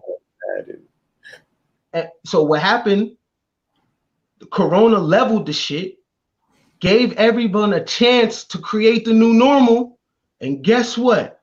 They show you footage of somebody getting smoked online. You right back in the old paradigm. Oh, we need to do this. Oh, we demand justice. That's the same shit we just came out of. Man, cook up some spells and kill your enemies in the spirit world. Do some different shit. Kill them on the digital side. The same shit again? It's like niggas is bound to the app. That's what I've been talking about for a year straight. Get out of the black app, yo. Fuck that black app, yo. I ain't say all niggas, just most niggas. Get out of that app, yo. The new normal, yo. The new quantum money, yo. Everything is moving fast, yo. You can be exactly what you want to be right now. For the first time in your life. You free, nigga. No black man plantation. No plantation from these hoes. No plantation from these niggas. Nigga, you creating a new normal right now, bro. It's all about you, fam. Do you want it? Niggas don't want it. Niggas is like, oh, yo, I got way too much freedom. Nigga, show me a video where nigga getting smoked so I can tune in. So I can be back in oh yeah, here we go. This the feeling right? It been sweet. Niggas ain't been thinking about none of that shit. Now they show you that. Now you right back in. That's a psyops, yo. Niggas fall for it every fucking time with that bullshit, my people shit. Worry about your fucking family, yo. Your children, your partner's children, your inner circle. Stop trying to be super nigga all the fucking time. Ain't no return on investment, fam. You in a new world, new rules. And the world is not gonna wait for you to wake up, right? brand new babies here looking for leadership. Worry about them. Because just like that, they'll be 21. And then what? What's the answers you're going to tell them when they're, yo, dad, mom, uncle, what? And the worst thing you could do as a father is not pass your son shit when he's 21. He's going to be laying on a bitch's couch asking her to borrow money for kicks.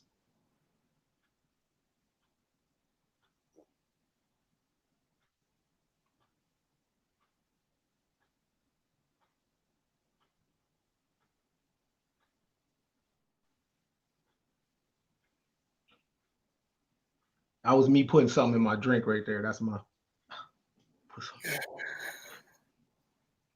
But you know what I'm saying? I'm just, yo, it's okay. The thing about, you asked me about personally what's going on.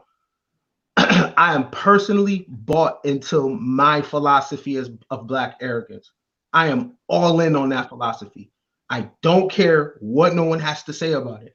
I don't care what people think about me. I don't care. They're going to talk regardless. I'm committed to my way. That doesn't mean that I won't listen to fire data, right? I know when someone is talking some shit. So I'm not that sold on my shit where I got everything figured out. No, I'm not, of course. But this Black arrogance thing, you're not going to tell me what I should care about thing, this individuality thing, yeah, my individuality benefits, keyword, my collective, not the collective. I'm not for the collective. And the collective shouldn't be for me. Cop smoke me, you don't know me, don't mourn. What the fuck? Don't be corny. If I go outside, you hear what I'm telling you. So I'm on record. If I go outside and the police blow my brains out, if you don't know me, don't mourn me. Continue on with the path. Nigga, don't come over here. Do what you've been doing. I got me. Nigga, that's the freedom that I want you to have about your life. If we don't eat together, don't get off your day-to-day. Continue the path. This is nothing but a distraction. My death is the matrix. Don't trip. New world shit. Choose yourself. It was rich. You got that right, yo, to choose yourself. Nigga. Don't talk about the money. Don't talk about none of this other shit until you firmly is psychotic. Look at Jordan, bro. The nigga psychotic over basketball. I'm talking about being psychotic over your campaign. Psychotic over competition. Yeah. Right. Right. Be psychotic on yourself, yo. Necessary narcissism.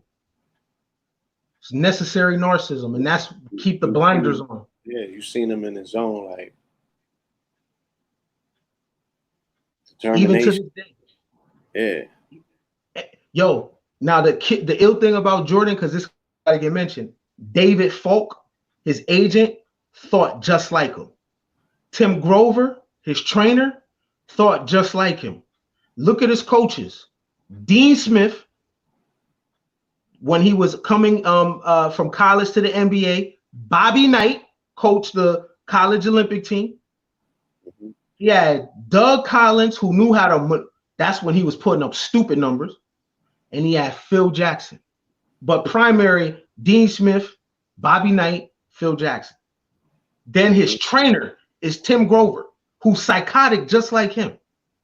Then David Falk, who's psychotic just like him. You know what I'm saying? So what am I saying?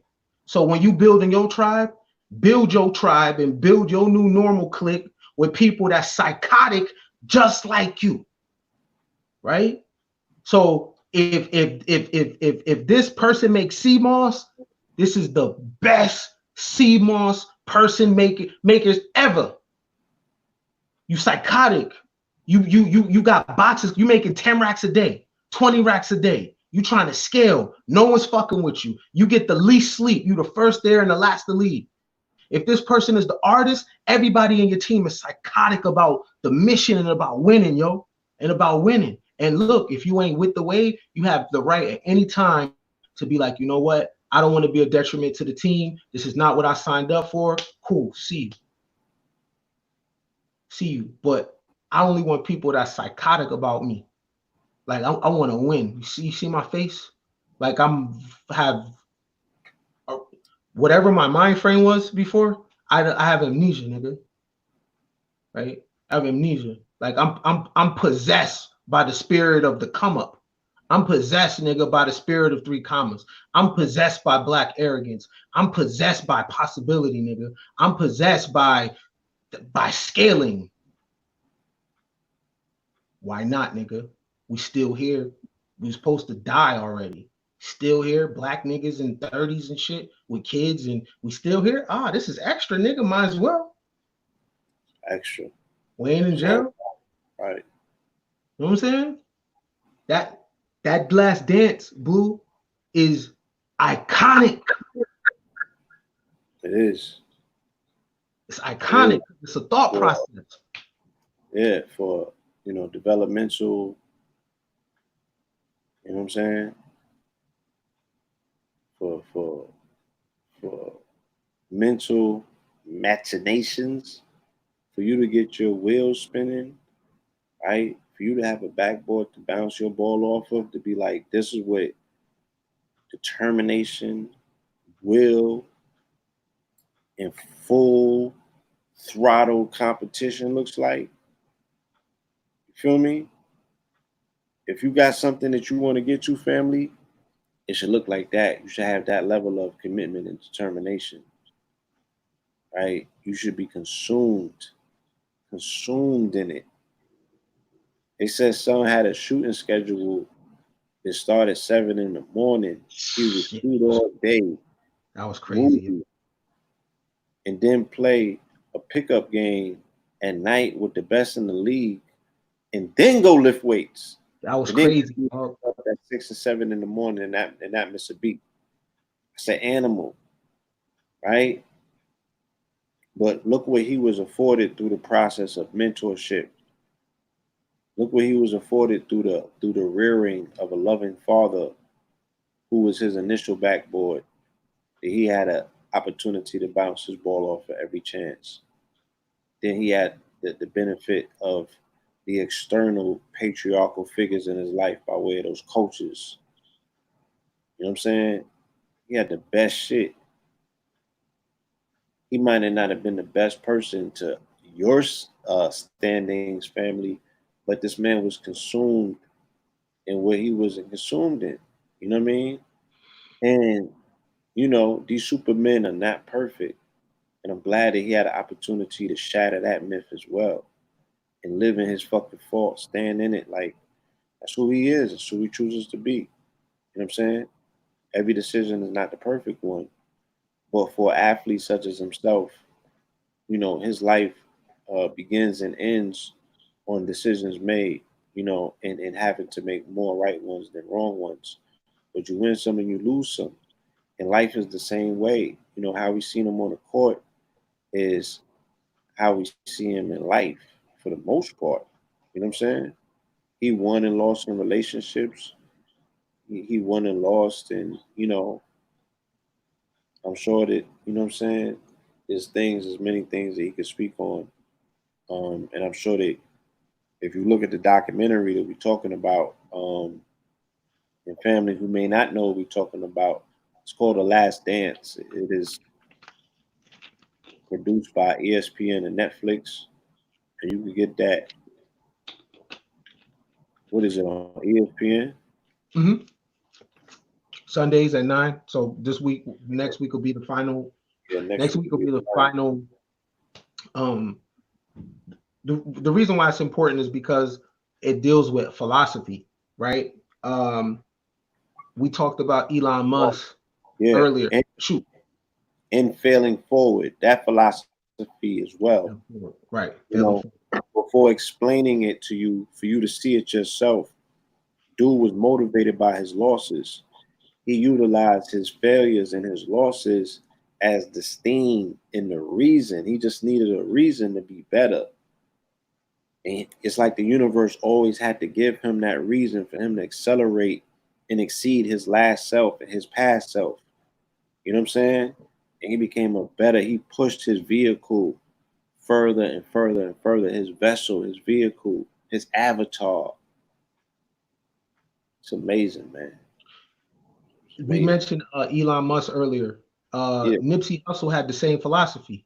It wasn't just marathon, it was all money in. That's a philosophy. What does that mean?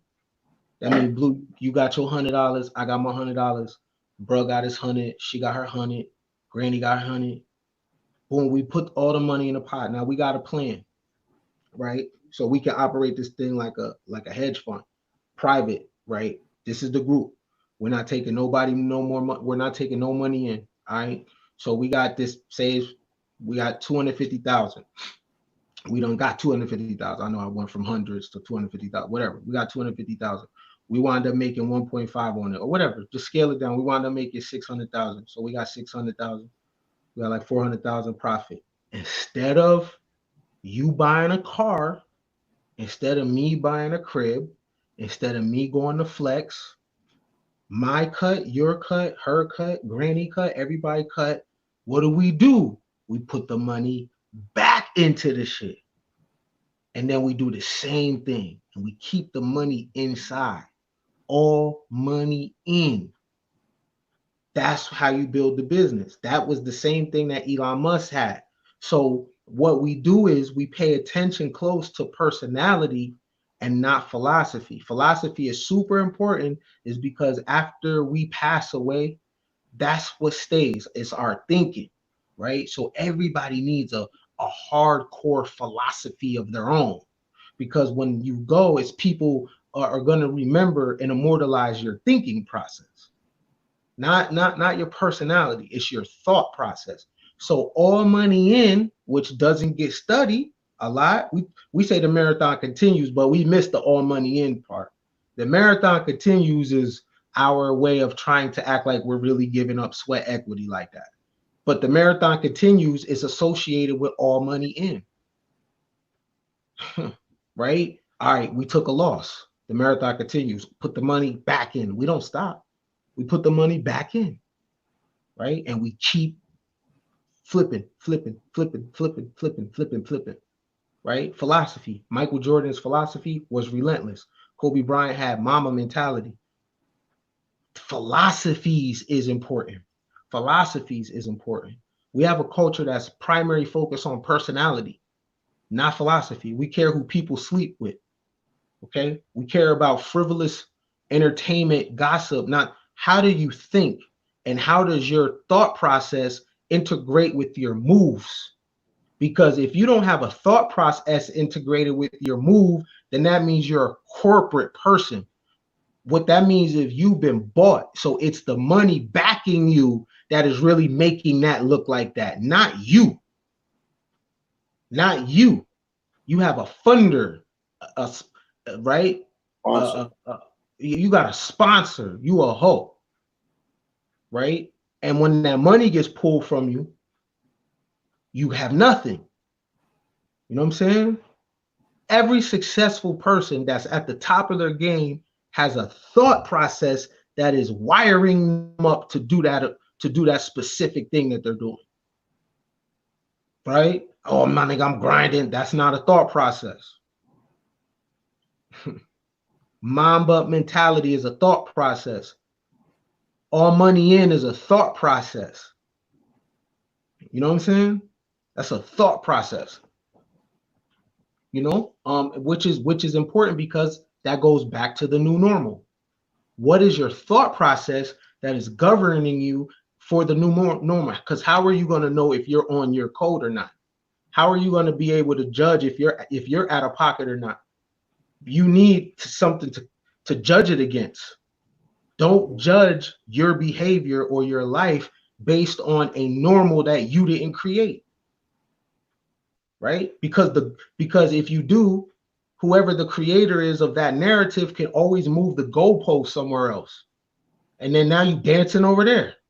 And they move it again and they dance it over, and they can because it's their story. You know what I'm saying? So you got to figure out a philosophy to be like, yo, based on my principles, I'm on code or I'm off code. Right. You know what I mean? So if someone would ask me, damn, Kim, why, if I go to your social media, how come you didn't say anything about the dude from Georgia? Because what happened doesn't coincide with my philosophy. I'm a what are the facts person. What are the facts? I don't care about anything else. What are the facts? And I'm slow to respond. I like to gather data. I like to see both perspectives because I deal with game. I don't deal with nothing else. What's the game part about it? Yeah, Crackers body the nigga. What's the details? I don't gotta win on either side. That's my philosophy. So when something happens, automatically I'm already shielded by a certain way that I think already. For me, that's how I roll. Other people do this, but you need a philosophy. You can't be on autopilot. Your philosophy is gonna be your pimp, right? And you fall under the philosophy, right? And you stay true to that. But you need that in the new normal. Because when you're watching The Last Dance, and if you haven't seen it, I recommend it. What you're seeing is a person with a philosophy. You don't like how he is with his teammates? Too bad. He won. He was right. He was right. He got the victory. He got the victory. What can you say? He was right. That's what it's all about. Oh, winning ain't everything. You're right. It's the only thing. Yeah. Money ain't everything. You're right. It's the only thing. Family ain't everything. You're right. It's the only thing. Tribe ain't everything. You're right. It's the only thing. You know what I'm saying? So what I would like to encourage is those that are trying to compete. And we're in the stage of the majority of public is going to do a lot of renegade hoeing. They're just going to be out here with no P. You know what I'm saying? And when I say P, philosophy. You a renegade hoe if you ain't got no philosophy. What is the philosophy that is governing your life? Because if you ain't got one, you renegading, you rubbernecking on every wave that's popping. You here, you there, you in the shade room, you gossipy. What's your philosophy? Right? Which is important, Blue, because the world just got taken up from under people's legs. So they don't know what to do right now. Right? So they're looking, right, in different comment sections trying to find the wave. Choosy, right? That's what you call choosing, a Susan. Damn, you way over there. Right? You choosy, right? You looking for a P. And in this term, P is philosophy. You ain't got no philosophy. But if you are, how the pastor said, if you are looking for a church home, if you are looking for a philosophy, if you looking to false up under somewhere and to some demonstrations and some information to get you correct, you go ahead and you fuck with Ken Billions. Because if you're not going to create the normal, I got the normal for you. I got. If you're looking for a P, I got it right here. You know what I'm saying? So you fuck with the kid, and I'm gonna get you together. I'm gonna get your thought process together. I'm gonna get your confidence together. I got that Nothing But Game hotline, 888-565-8734, where you can hit me and we could chop it up about your life, and I can help you scale to the next level. Because what you waiting for? If you're looking for a church home, a Coin Gang Ministries got you, baby. Give me that number again. 888-565-8734. That is the Nothing But Game hotline. See what I'm saying, Blue? So I created the normal 2 years ago. While everybody is doing sessions and shit like that, I got a hotline number. That's an 800 number, right? It's 199. It's 199 a minute. Right? Pay me for my time. You know why? Because a brick and mortar is not good business right now. You need to be able to hit me right after you need to be able to, you just met this shorty. You just met this chick in the club. She playing hard to get, bruh.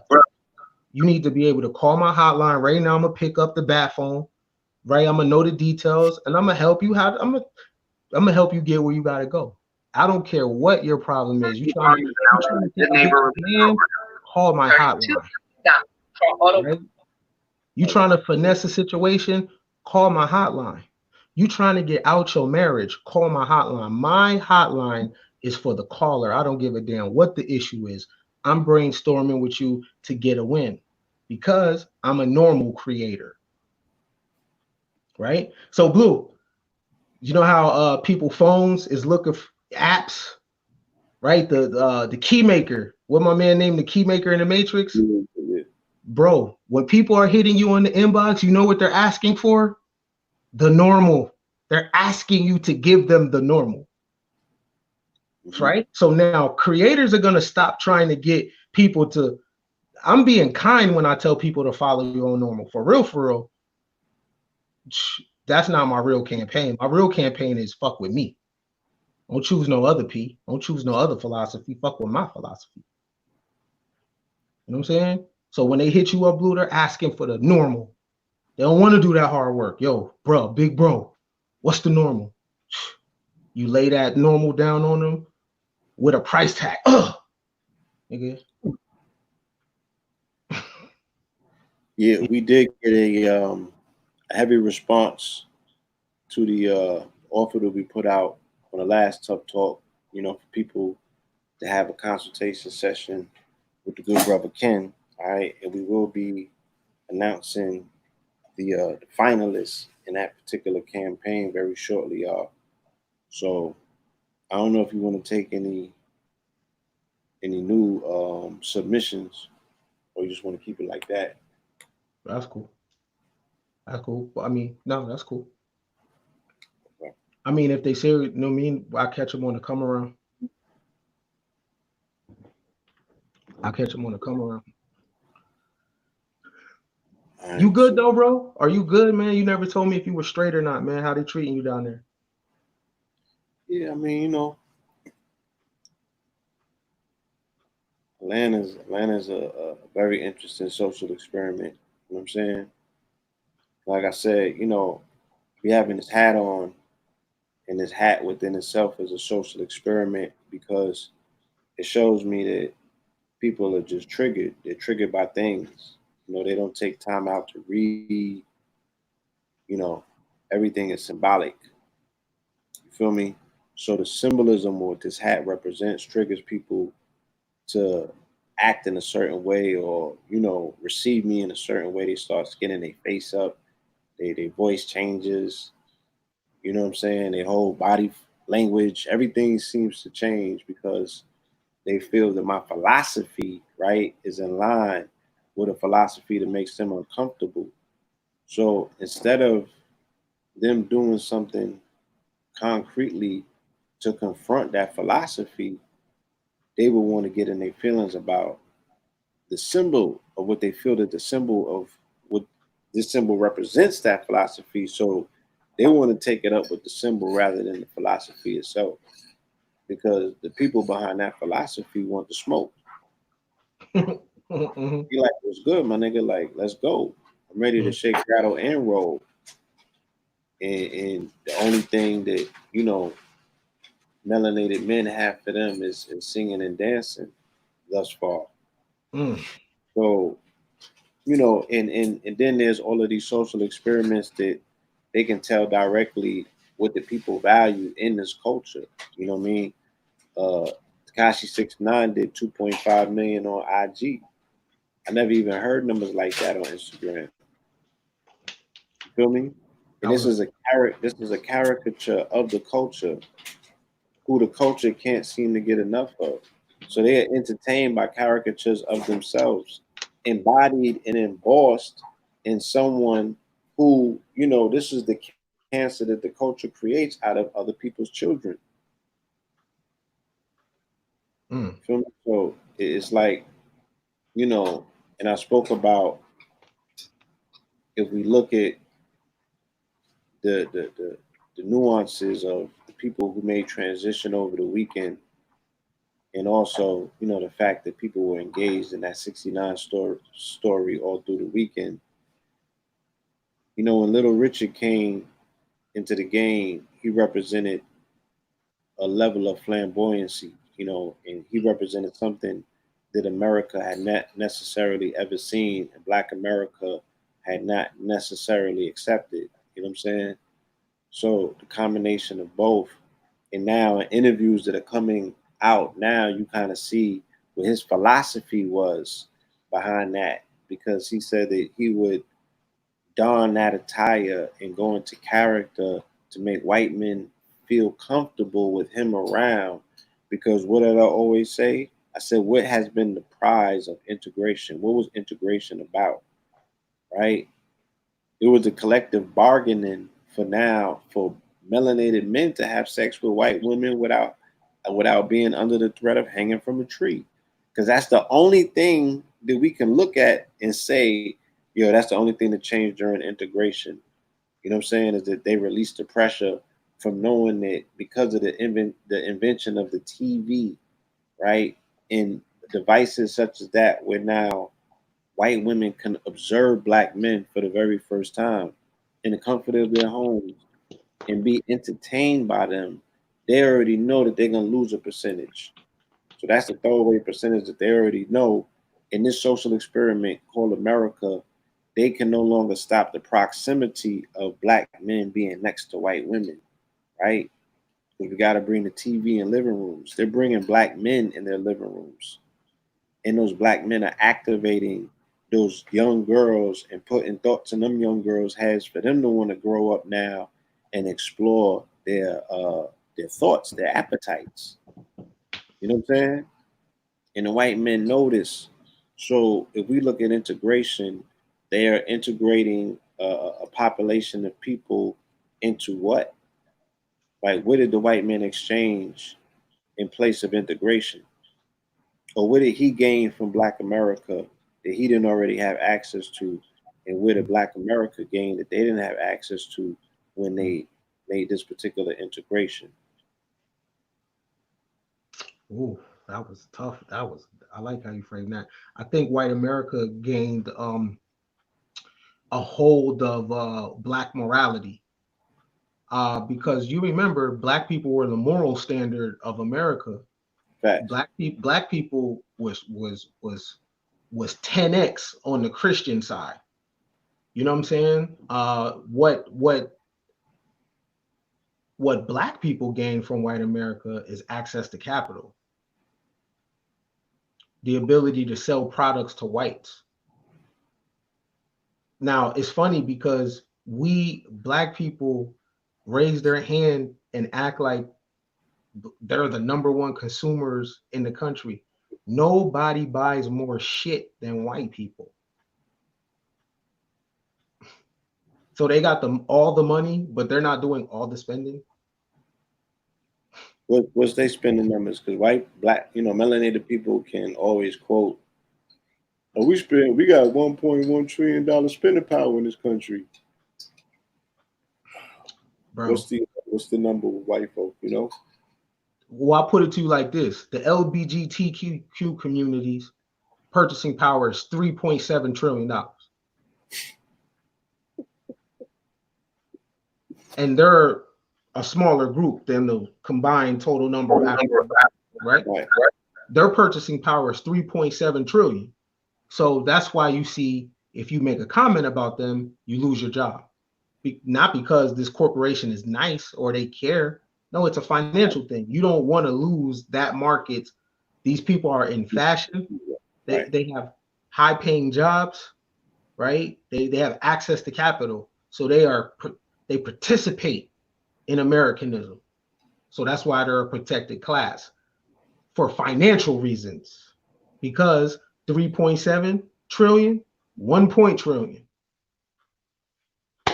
I'm gonna pick the 3.7 player. You know what I'm saying? That's a big jump. That's a big difference, right? So I think that what black folks got, if they know how to use it, black people don't know how to sell to white people. That's the thing, right? That's the problem. Black people don't know how to sell to black people when they approach business. They always approach business from a perspective of what black people want instead of what people want. It's about money, right? The best way to help black people is to build black infrastructure, right? So white people have showed an interest in black culture. They will pay for it. Top dollar too, right?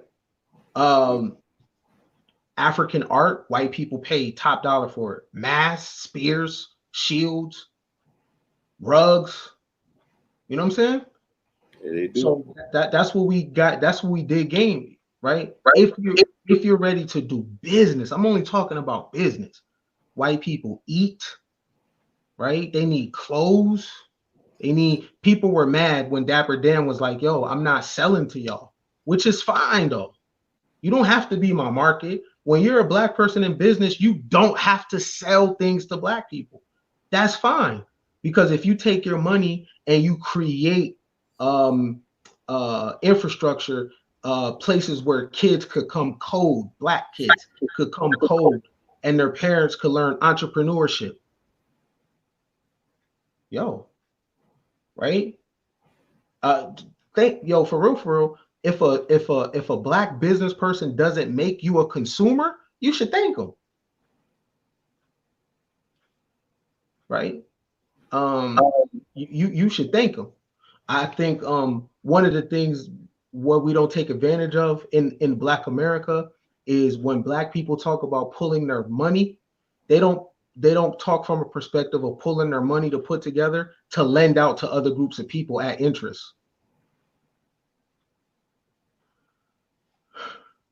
Like black families coming up with capital to lend out capital to other communities at interest. Mm-hmm. That's called Shylock. It's a Shylock. It's a Jewish concept, right? Jews don't lend money to each other at interest, Right. but they lend it to other people. That's a business model. It's a business model. Like we could come up off that. Yeah. That's a self-sustaining business model. Hell yeah, right? These foreigners that come to America and they want to open up a business, like the black community doesn't have no money tied up into that shit. Right. Those associations. And this is how foreign communities get forward. The Yeah, Yemenis, the Dominicans, the Koreans, they have associations, the Afghanistans. So when people come from their country, they get that check from the association, they set up shop and they pay them back. And it never fails. They got ties into the chambers of commerce and they do business. And we, from here, we ain't figured that one out yet. This late in the game. there would be no police killings if black people in America were the money lenders. Mm. Let me put that on your mind, right? If you were the lender, if the black dollar was actually the bank and it was lending out money, you would control politics because everyone's borrowing from you, right? And when they default on the loan, that's when the beauty starts. Because now you got people's houses, their lands, their storage units, right? You done slaved their kids up too. Now the kids owe you. You want them to default on the loan. That's how economic hitmen work, right? They go into a country, destabilize the country. They know damn well that the country's not going to be able to pay this loan back, right? Mm-hmm. So now America has land in another country because you're in debt to us. That is a business model, man, and there's nothing wrong with it. It's good business. That's great business, yo, right? Especially if you're doing it to other people, right? And if you're in your social justice shit, that's your money's helping them build their business and they're just paying you back money at interest. That's a business model, dude. So what's the purpose of us putting our money together for real, if we're not going to make money on the money, Money on the money. right? 3, 5, 10 times over. You put twos on top of them ones, threes on them twos, four on them threes, five on them fours. I could gamble on my own. You know what I'm saying? So like that concept, Yeah, right? Because we gotta be cunning with our investments. You know what I'm saying? And you know, we gotta be calculated. Feel me?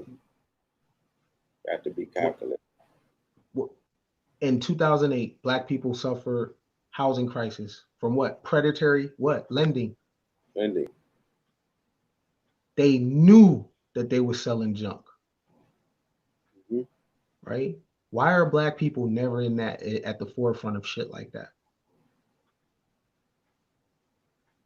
You seen the movie The Big Short?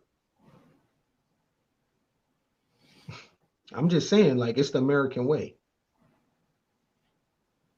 You know what I'm saying? Like, so that's the new normal. So me, like, okay, like, if I'm dealing with a real nice amount of liquid, where would I want to put my money to make money?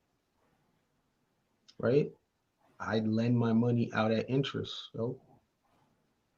right? I'd lend it to Jewish people that are coming to the country. They probably wouldn't take my shit, but I lend it to other immigrant groups that are coming to the country. Right? I'd lend it to Mexicans because I've seen living in Arizona what they've done in scaling a business. Right? $30,000 in their lawnmower company would look great. Right? I'd leave my money in there. Right? We just watch Ozark. Right? We gotta put the money somewhere. So what I'm talking about is one of the things about the new world and Black America at the base has to understand finances. That's the what other conversation is there to have, right? We don't know finances, right? We don't know what a free market is, and should governments intervene in a free market? And if so, where? On the administrative side? Those is economic conversations, bro, right? And it seems to be missing from the right. We talk about struggle, right? So when we're talking about money, we talk about money from this perspective. If you can go spend your money on that, do you then why can't that's ministry. That's how you talk in ministry, right? But what I'm saying is, do we got economic problems? Yeah. Can 20 people put $1,000 in a pot? Yeah. All right, now you got $20,000. How you gonna make it jump? I say y'all be an investment bank and put the money out at interest. And then every time you pay it back, loan other people shit. And then keep loaning. And now you got these people in pocket for life, yo. Payday loans, title loans. Look at this shit that goes on in the hood. Look at the interest rates on these joints, bro. Killing you. Right? And then you default on it, and then they wind up selling your shit to someone else. Now you got another person calling your phone, garnishing your wages. Why are we scared to play them kind of games with niggas? Every other conversation has been done. Yo, pool our resources. Man, that's done. What you talking about? Right? Right now, there's a startup of another group of, you don't gotta do it with Black people. There's a white boy coming out of college that needs funding. And if he got a cold ass business plan on an app, we seen Shark Tank. Get that nigga $30,000 for 10% of the company. Won't no police shootings happen if Black people are the money lenders?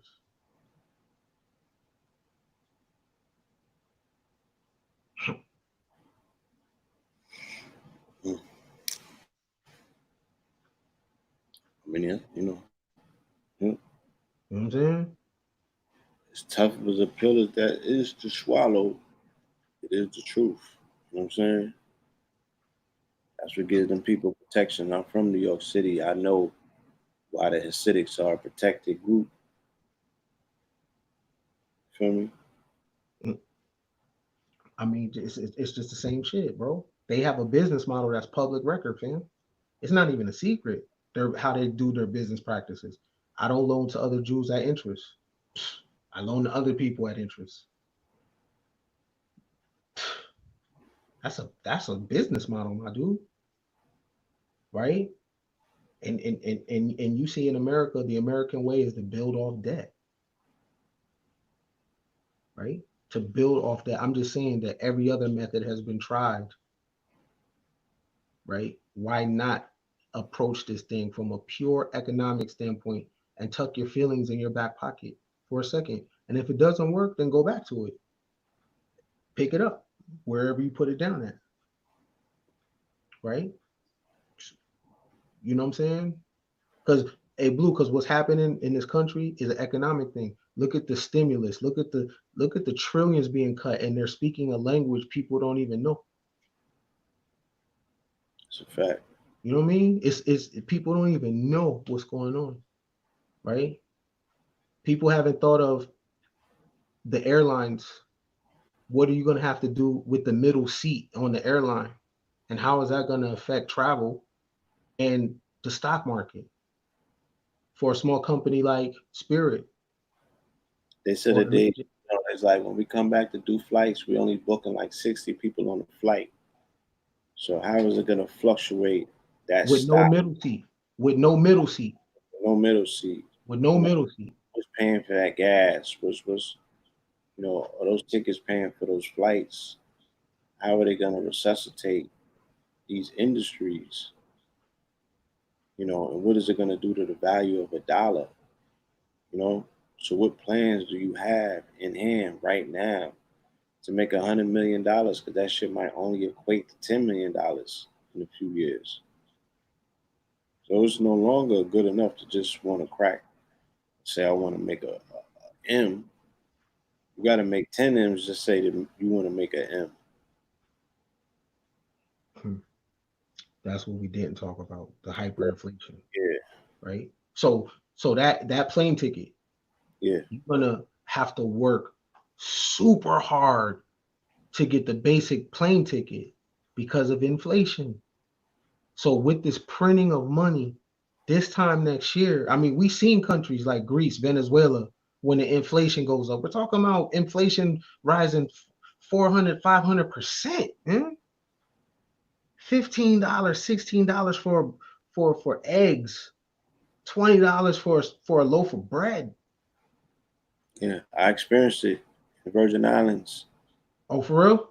island of 2018. In October 2018, we went out to St. John's and St. Thomas, and they had the hurricane a year before in the Virgin Islands, and they had peanut butter for $8. They had gallons of milk was $8. Um, just astronomical prices on everything. Carton of eggs was $11, like retarded shit. You feel me? Mm, And that's an island that mostly like the Rockefellers is over there, upper crust. So the residential people, the people that lived on the island, they was not even able to afford to eat the food out of their own stores. mm, So I seen what the crunch looked like, and that was post disaster. You feel me? But they also was making land grabs and doing everything else. They was jugging. So you already see what it looked like. I already had the precursor to see what it's gonna look like when that inflation hit. Not be pretty. Oh, You know? great at it. That's Yeah, so. yeah. So you work for the mill, you work for the million, but it spends like Yeah, 940, like right? 600. Like I don't know if it'll go that. If you so let's just say it go crazy, and you got so for every million or for every dollar, Bro, it they not factoring in, and again, we would need experts to come forward because they always told us two things. They said the fiat dollar is perched up by the faith of the people, and it mm, said it's a petrodollar. If fucking oil is minus $50 or whatever the hell it is, what the hell is propping this dollar up? And then it's becoming thinned out while them printing all this bread up. How right. much pressure can this dollar take? Right. Yeah. Ooh. You know what I'm saying? So what's going to back up? Because the faith of the people is based on the economics. They said that anytime you get to 16% unemployment, the system is broke, right? This shit might go to 20% unemployment. Who's going to pay for all of these people? Right. So you got inflation going that far though? That by what? By what? Next year? Next summer? Bro, out of here. The So what inflation, per? huh? So per dollar, what? What you think of $1 is worth? What? 50 cent? 40 60 cents. cent? Yeah. 60%. So you got $100, but it Yeah. spend like 60. This year, something else significant is going to take place. It's going to Right. crack or break, Right. you know, camel's back, preferably, if you will, and it's gonna affect the dollar. It's not gonna be pretty. You know what I mean? And you see the shift already with with the cryptocurrency, and the fact that you can't find gold on the market. Mm. If you wanted to buy it right now, you're gonna have a problem, finding it. So they're consolidating all of these alternative currencies. Um, yeah, like the impending housing market crash, what that does to the dollar, I don't think that's gonna leave the dollar looking the same. Mm. You feel me? Because now you're talking about bodies and homes. So if people are not able to be secured in their home anymore, is that not a health threat to this impending disaster? If you put in millions of people on the street, is that not potentially harmful to these businesses that now have to stay open? Or how can they cater? How can they curate who they cater to? You feel me? Mm. It just doesn't work. It doesn't work when now it's mandatory for the government to pretend like they care for all of these people, right? At what point are they gonna get on they look? We don't really fucking care. You know what I'm saying? You ain't got this and you ain't got that put together. Good luck. Whew. So yeah, so I mean, it's then that is a indicator that's imperative to have your have your have your tribe in this normal. Because if the value of my dollar is going down, then I need to stick it with someone else's. You know what I'm saying? Yeah, and that as well, and there's also a rise in bartering. Hardly, You know what I'm right? saying? Yeah, It is a rise in bartering. You know what I'm saying? So my potatoes for your, you know what I'm saying, for your yeah, onions. You know what I mean? My lettuce for some of your cabbage. You know what I'm saying? The the eggs for the oranges or what right, have you. Like all of that is coming back. You know, yeah, but yeah, you got to also put that fiat together to make strategic purchases. You know what I'm saying? What you spend your money on got to make all the sense in the world right about now. And that's during the time, like you said, of accelerated escapism. People want to feel a certain way. So they're not really going to be, they saying that they are being very particular about what they spend money on, but you know, they're gonna buy them, they buying that feel goodism too. They buying that feel good up. yeah. You know? It's more of the society that Aldous Huxley talked about in the Brave New World, A right? lot of So people ain't been touched in a long time. a lot of people ain't what. They ain't been touched in a long time. Yeah, They're willing to pay for that. right, right, right. But with hedonism, bro, you print money. With hedonism, you print massive amounts of money so people could do their desires. So look, so if Yeah. the basic income is $2,000 a month, which is what 24,000 a year, yeah, 24,000. All right, yo, was people that wasn't even making that,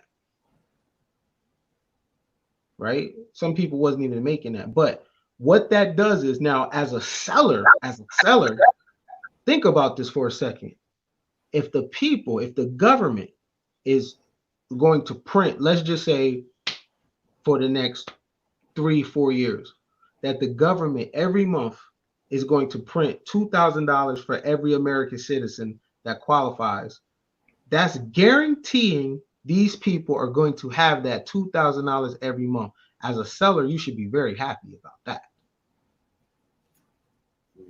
That the people are going to have something. And Right. as a business person, it is not your job to help people keep their money in their pocket unless that's what you get paid for. It is your job as a business person to create something to take out money out of people's pocket and going into your pocket. Thanks.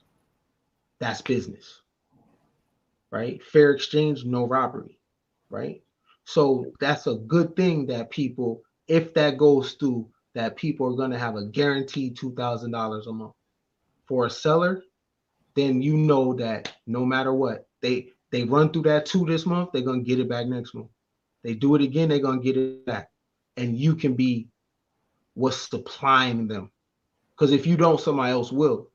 They're going to spend the money at Walmart. The money is going to get spent.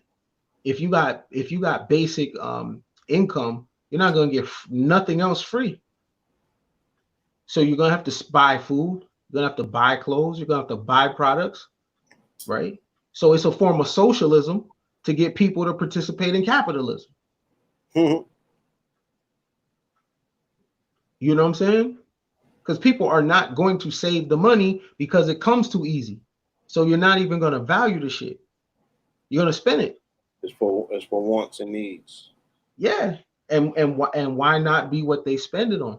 What do people like? Find out what they like. Find out what people need. Not what you like. Find out what people like and sell it to them. Take the money, put the money back into the business, be ashy for a second, build a business, and keep providing what people like, yo. Sales is the number one thing in America. Sales. What are you selling?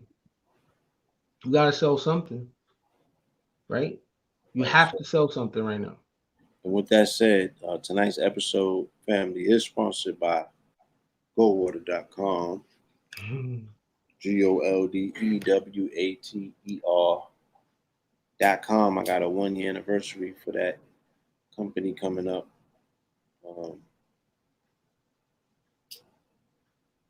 It's definitely been an honor, to see that particular company Right. grow the way that it did and scale the way that it did, and has a wonderful future ahead of it. Congratulations, bro. You're welcome. Right. So you know the best thing about it is not even the business scaling, is who you became in the process of it scaling. It's not I talk the money shit. It's not the money though. What it is who do we become in the process of going towards that goal, right? Because the money gonna get spent. The money is money. It's money. It comes, it goes, right? So it's, yo, I'm a different person from this journey. You know what I'm saying? That's what it is, right? Because that's what you can't really measure a person's bank account, but what you can measure is, you know what? I see a change in this dude. What happened? And then when you share the story, to know that your change didn't come from someone passing away, or it didn't come from you having to go through rock bottom. Your change came from you setting high goals and going towards it and getting it done. That's, oh man, yo, I want to hear those stories. I don't want to hear the stories of pain no more. I already I'm good on that. Oh yeah, I did this because my mama died, or I did this because nah. I want to hear the stories of, I went through the hurt to scale. Like, I want to hear that story of you, what it looked like every day for you. What if failing forward looked like? How did you deal with bad press? How did you deal with Unsatisfied customers. What happens when your customer base gets very spoiled? Right. Right. I want to hear those stories. What did because you could have sunk, yo. It's a fact. Right? It could have been over for you. You know, so I wanna know that. I want to know those stories. I think it's because there's gems in there. Remember, it's about philosophy and the great mind. You never know who you're talking to because the most important people in the chat room are the ones that never comment, Right. right? The ones that's just listening. That's gonna catch the gem and then hit you 8 months later, like, yo, that shit you said, check this out. I took that shit and ran with it. That's $1 million in itself. Right. So congratulations to you, you know what I mean, for scaling as a person. You know what I mean? Indeed. I appreciate that. Thank you, bro. But look, about 150, they 10 minutes short of 3 hours. You know what I'm saying? They got another full dose of some monumental tough talk, episode 33. You might as well give them the 10, bro. Give them the 10. Over deliver. You might as well give them the 10. Yes, indeed. Give them the 10. You know what I mean? Yeah, so family, the next program that we do, episode 34, is going to be a call-in program. So we want to dialogue with the audience. We want to open up the phone lines and engage with y'all. So get your questions ready. You know what I'm saying? Get your topics aligned. You feel me? And let's see what sort of mind, exists in this chat room. You dig what I'm saying? What do y'all want to talk about? And and I got thick skin too. So please call. You know what I'm saying? Yeah. And especially if you got something to teach us. I want to learn. You know what I mean? I don't know every single thing. I be in my own bubble, right? But when you do this, you gotta have thick skin. So yeah, we're gonna switch it up and dialogue. You might want to pick our brain from something that we said before. Okay. Yeah. Let me finish on this note because I didn't get an opportunity to finish when I was talking Okay, about shoot. Little Richard, and R.I.P. to Little Richard, R.I.P. to Andre Harrell. A few other people lost their lives or made transition this weekend. But when you look at Richard and his interest into the game and the fact that he said that he had to incorporate flamboyance into his shtick, into his entertainment, so he can gain access to certain venues and be around, and play up to this particular caricature of what America felt was um, not even so much safe but harmless, right? Then the culture makes different shifts and they go through different periods of transformation, and the black man somewhat exerts his identity through the music. You know what I'm saying? Hence the fact that we will see a James Brown go from where he originally was packaged as, and then he starts becoming culturally in contact with the energy of the time, and he makes a transformation. We saw it in the Miles Davis documentary, especially Miles Davis, right? Nobody was talking about my dude was whipping Lambos and he had the shorty with the Rari to match and all of that. Like, you know, someone was getting to it. So, then fast forward to a time because of that rebellion that existed in music, um, there also was a countermeasure, right?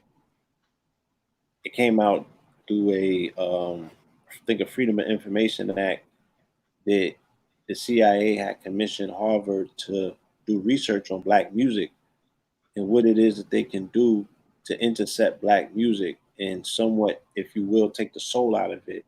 Because soul music at that time was transforming political situations internationally. Case in point, with all of the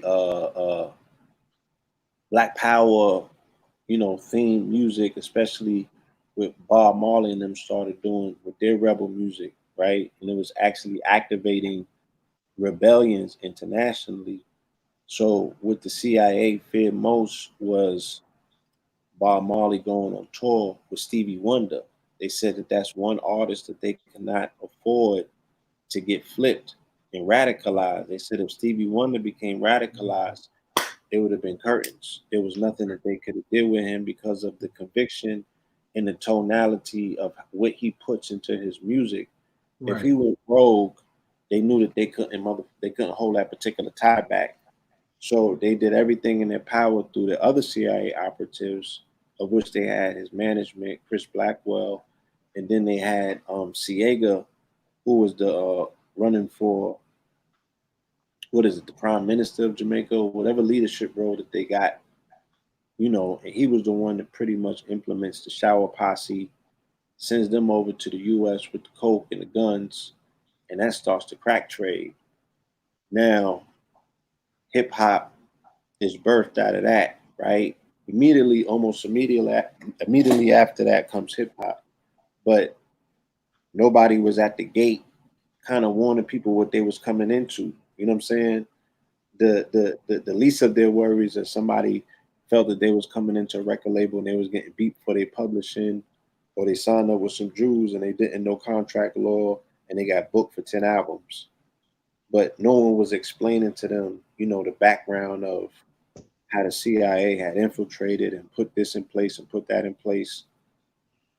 And then later on in the game, hip hop goes from a voice of the people and something that kind of expertly match entertainment and education into the form of edutainment, and it just totally becomes materialistic, right?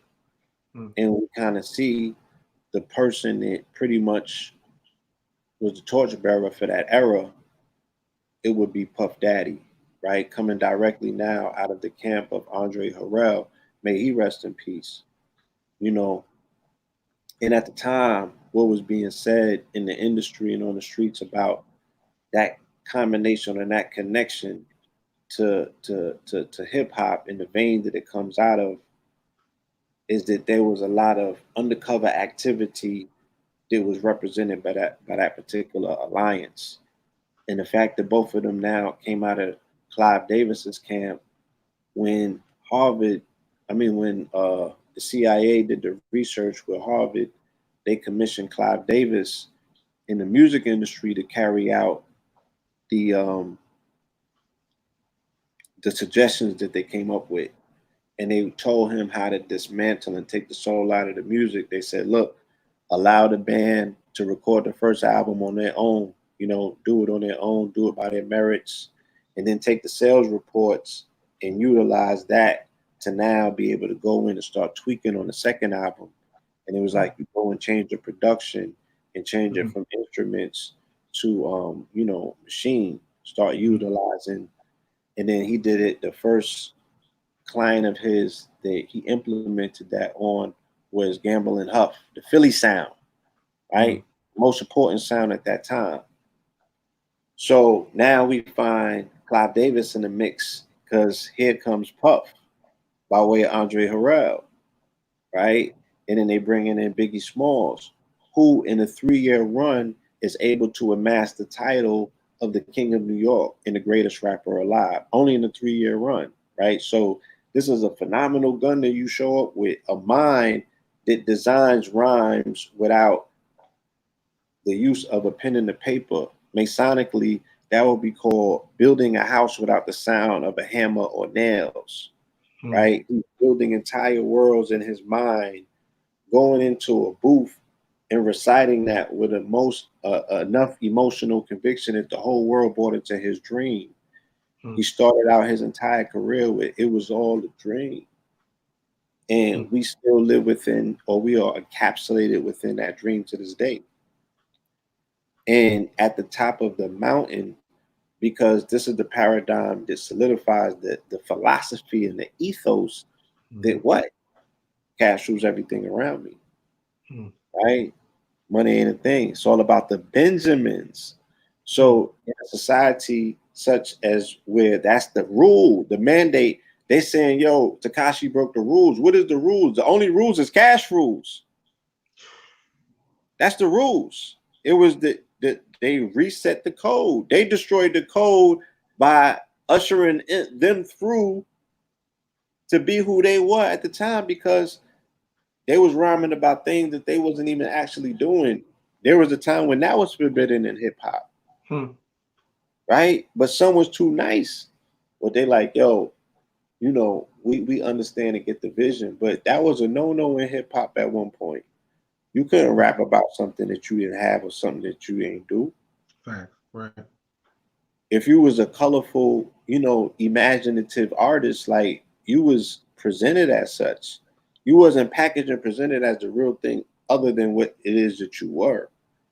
So when that was allowed to happen and the power of that tongue was able to now create that environment that those people now found themselves in, you feel me? Remember how that was the bona fide birth of crack rap? And then crack rap later on will go into trap rap. And then we still here today. You feel me?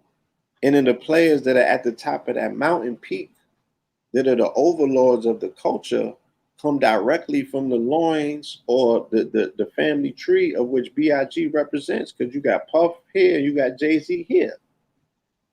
Right? That's technically a combined $2 billion. You know what I'm saying? The main players in the game at this particular time, if the metric is cash rules, right? So Tekashi 6ix9ine would be the combination or the creature or the golem that's created by a culture who says that the only rule is cash rules. You dig what I'm saying? Because he was brought into a gang to be the mascot of a gang that's built on the foundation of realness because he was an earner, right? Who never bust a burner. And then when the feds grabbed him, he became a turner and started singing like Tina, right? So it's like, and then now you see the full expression of what the flamboyance in hip hop is expressed as, right? And that underlying undercurrent flamboyant energy of what Little Richard represented was always there. Did y'all ever look at pictures of Planet Rock in them and how dudes in them used to dress with the feathers, Melly Bell in them?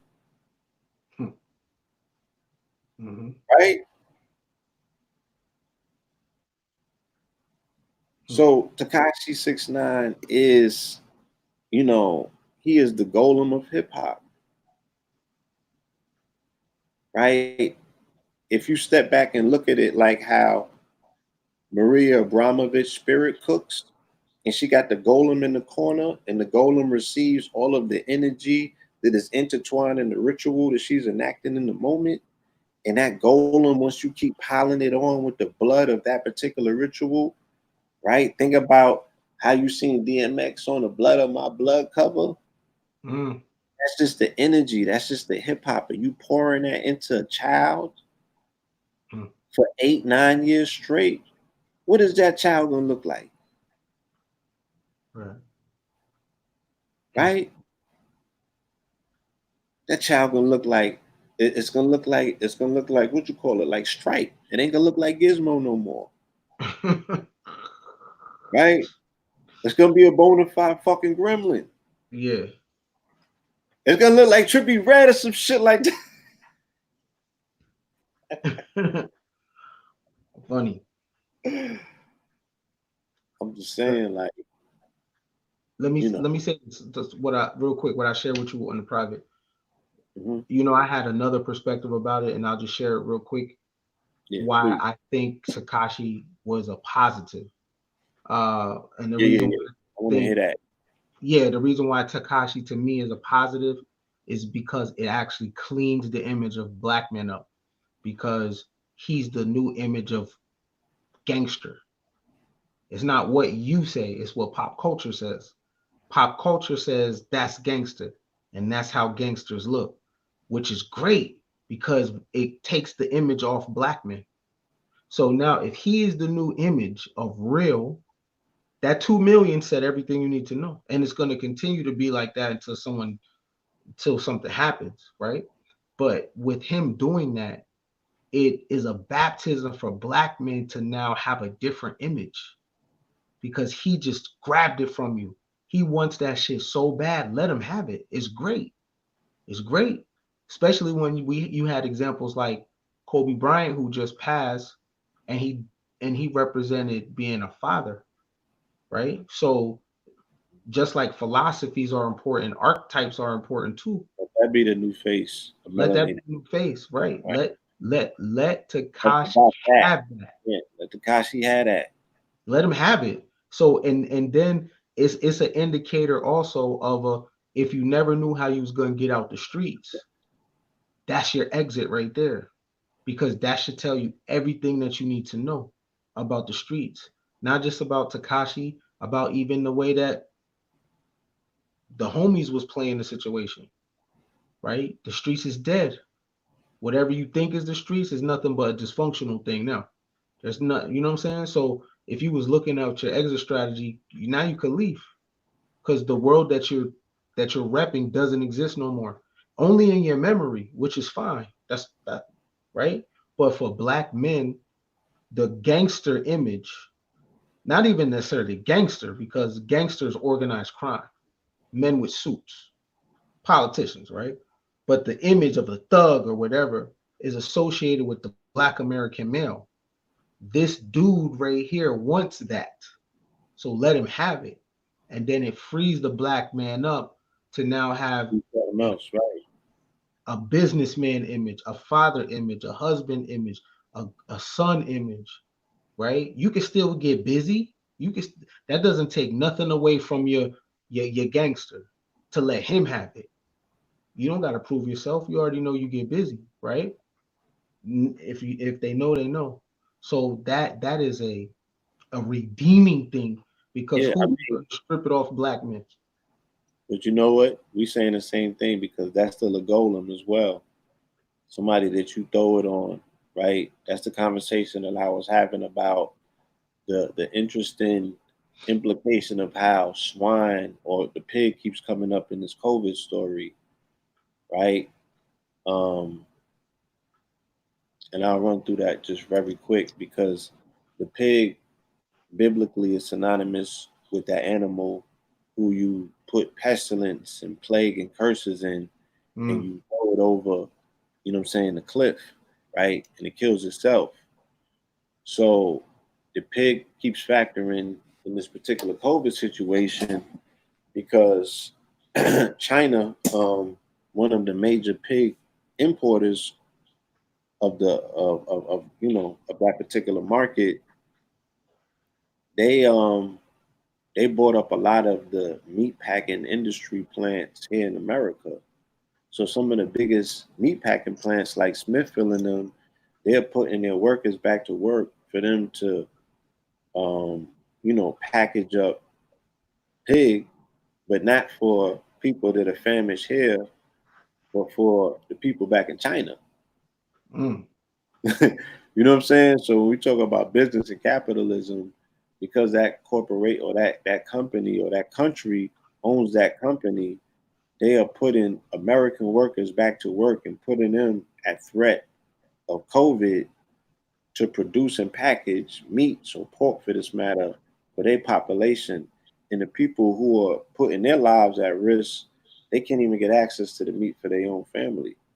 mm, But they're also talking about the fact that there's a lot of suspicion that a lot of this initially started in the States as well after the hurricane in 2018, September 2018, that killed off a lot of the pig farms in North Carolina, the pigs and the poultry. And this was in September, right before Thanksgiving. And I was telling people, I'm like, don't put it past these people to package up that meat and make sure that they don't get a total loss on mm, their whole flock. They're gonna sell that back to y'all. mm. You know what I'm saying? And now there's reports coming out that they grinded up a lot of that meat and used it as feed and was feeding, actual pigs to pigs. Hmm. You know what I'm saying? Those pigs had went over to China and then the sickness started. I remember me saying, look, watch Thanksgiving 2018. Immediately after that, in December, that's when I got sick. Right? And then the sickness never stopped. People started getting sick and they started getting symptoms. And here we are today. And I'm telling you, before all of this shit is over and done with, it's going to come back to the conversation of the pig. Because the pig motif also is in play because it's about the curse of Ham. It's about these people who the children of Canaan right now coming out of their Jubilee period, headed to their coronation, but now being rushed to do an audition for somebody else's theater, somebody else's play. They want to get these people right back on the plantation. They ain't even been out of their 400-year curse. They ain't even been out of this shit 1 year. And they get herded right back into it. Right?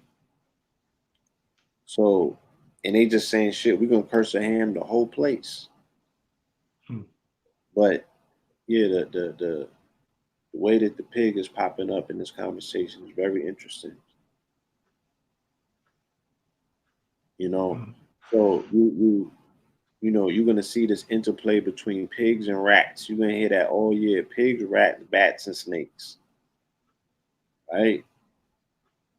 And Takashi, he just, as a motif, as a caricature of what he represents about this time.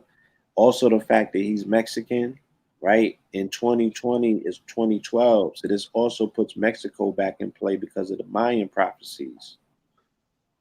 You Hmm. understand? Hmm. So Hmm. he represents that energy as well. He is the physical, he's the physical aspect of what the illusion represents, right? He also represents the public have to take some accountability too, because he represents the need for entertainment, Need, right? right? So For his entertainment value, people are telling me, man, I'm willing to let that shit. That nigga funny, man. I don't care what y'all say about that nigga. That nigga's entertaining, and they saying that straight up yeah, because he yeah, he represents an endorphin relief for people or something. yeah. It's just something that he connects and he offers that people is willing to sign up for. But they like, look, man, I can't not look at him. Just the need for entertainment, because if he didn't have eyeballs, he wouldn't do what he does, right? So it's a necessary evil at this point because you're gonna tune in, right? Because the shit is box office. It's box office fuckery, right? But the need for entertainment, again, going back to a hedonistic society, the hedonistic society must have its gods, yo. He's a god in the hedonistic fall of America. He's a god in a permanent underclass. Yeah, he's the Joker in Batman. You know what I'm saying?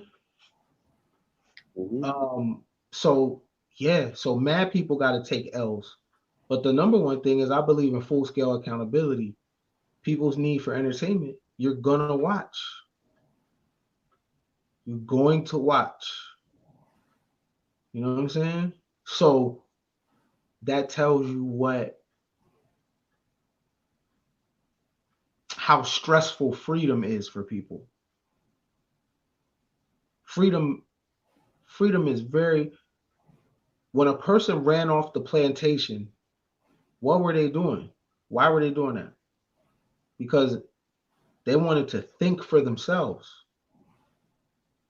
They wanted to labor for themselves. They wanted control over their own person, their own body. Now, when you do that, now you have to feed yourself, you have to clothe yourself, you have to protect yourself. You're responsible for your day to day. When you're a slave, you're not, right? So with freedom comes big challenges and big responsibility. Because this is the first time in modern history that a common man and woman, for the most part, is free. You labor, you make wages from your labor, and you can spend it how you want. Yeah, the government taxes you. All governments do though. So that's another thing, right? But you're so free in America that you can be nothing if you choose to. You can be absolutely nothing. You're that free in America where you could waste your life. But you're also that free where you'll will look at something that is a total detriment to everything we've learned, everything we've been taught, our day to day. But for the name of entertainment, we're so free and we're struggling with our freedom that we can't look away at that. That says a lot. That says a lot about our mental health, our state of being and just being a person. That's a struggle to be free. That means you don't know what to do with your freedom. Freedom is a stressor. You need to be governed. You need someone to intervene and be like, turn that off, do this. You know what I'm saying? So that says a lot, yo. Now, from his perspective, 2 million people, all right? It's so crazy because I think about huh? 2.5 to be exact. If I could talk to yo, I would be campaigning so hard. 2.5? I'm campaigning, right? I am selling. Only thing I'm thinking of closing 10% of that. 250,000 people will buy something from me right now. The site will crash. It's so much traffic that'll be going. That's what he chose to engage in. And this is the thing. He's only giving the public what he thinks they like. So who is the evil right here? Is it this person on the stage doing these dance routines? Or is it the public like, no, not that. Yeah, that right there. It's the culture, bro. That's what he That's represents. a lot, though.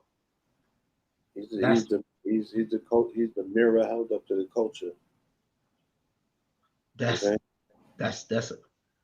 I want to do something else with my freedom, bro. I want to be more responsible with my freedom. Like I know it's out there. I gotta do my best. Cause I have my fuckery moments too, right? But I want to do my best to avoid that. It doesn't up my bars for me to have a conversation about that. The mere fact that I caught it, I'm like, damn, yo, I want to actually avoid this shit. Like I really want to be responsible for my time management. You know what I'm saying? I don't want to know that shit, bro. That's for him to make something and it catch my eye. I feel like I caught an L. Like, damn, nigga, you caught me. I want to be not in the know of that. You know what I'm saying? That's what I'm working towards. So when somebody asks me, have I seen it? I'm like, nah. Like I'm not out, nah. Right? But I seen it. So he got me. You know what I mean? He got me. And I check myself like, bro, that's bad diet. That's bad diet, right? You know better. Coronavirus. Huh? That's coronavirus. It's coronavirus, bro. I didn't look away, fam. I participated, right? I knew Meek Mill was going at him. Shit, and it actually, like, the energy wasn't right on me. No, it wasn't, bro. That video that nigga did. Yeah. Yo, that's the colors. Here's the thing. Are those black women in the video or are they foreign? What are they? Black, they look like sisters. Yo, black women was twerking hard in this nigga's video. Everybody. You know what I mean? Like, He's giving it up. Okay, so look, let me say this. I hope they got paid, but if they did get paid, I don't ever want to knock nobody's paper. So that says a lot about the culture if those black women got to go to him to get paid. Because I can't tell them, nah, sis, don't do that. They might be mothers. Gotta do what you gotta do, fam. Right? But you gotta go to him, right? Because if he's now, let's flip it back to the if he's the money lender, nigga, you got a problem. Mm-hmm. If he, bro, imagine he's the money lender. I mean, he understands the strength of money lending. Right, exactly. Yeah, he do. Yeah, he does. He used that as his calling card. I go in hoods and give out money. And he does. And he does. $100. Yeah, $100, right? yeah, $100. So now you're gonna be loyal to what's feeding you. You know what I mean? So there's some standard things that I'm talking about of like, so I can only speak for me. I want to forget I ever seen what I seen, bro. I'm serious, man. I don't want to watch this shit, dog. I don't. I don't want to watch it. I want to avoid the. I seen what it is. I'm just waiting for a certain kind of news with him. That's all. That was the only thing oh, okay, yeah. That's it. You know what I mean? But I don't want to watch it. I don't want to see him go back and forth on a rapper. It to me, he served his purpose. That was to vindicate black men, to get black men off that image or what people think that gangster image is. Let this nigga have it. Let him be the thug. Black men can now scale and level up and have fire ass titles. Businessman, entrepreneur of the year. You know what I'm saying? Philanthropist of the year. You know what I mean? I don't give a damn. Help the animals, whatever. But let that nigga go with him and anybody that follows him. And for real, if you a black woman and you got to dance, that's cool. Go over there and stay over there. Catch up with your kind. Don't even come back on this side. Stay over there. Fuck it. Stay over there. You good.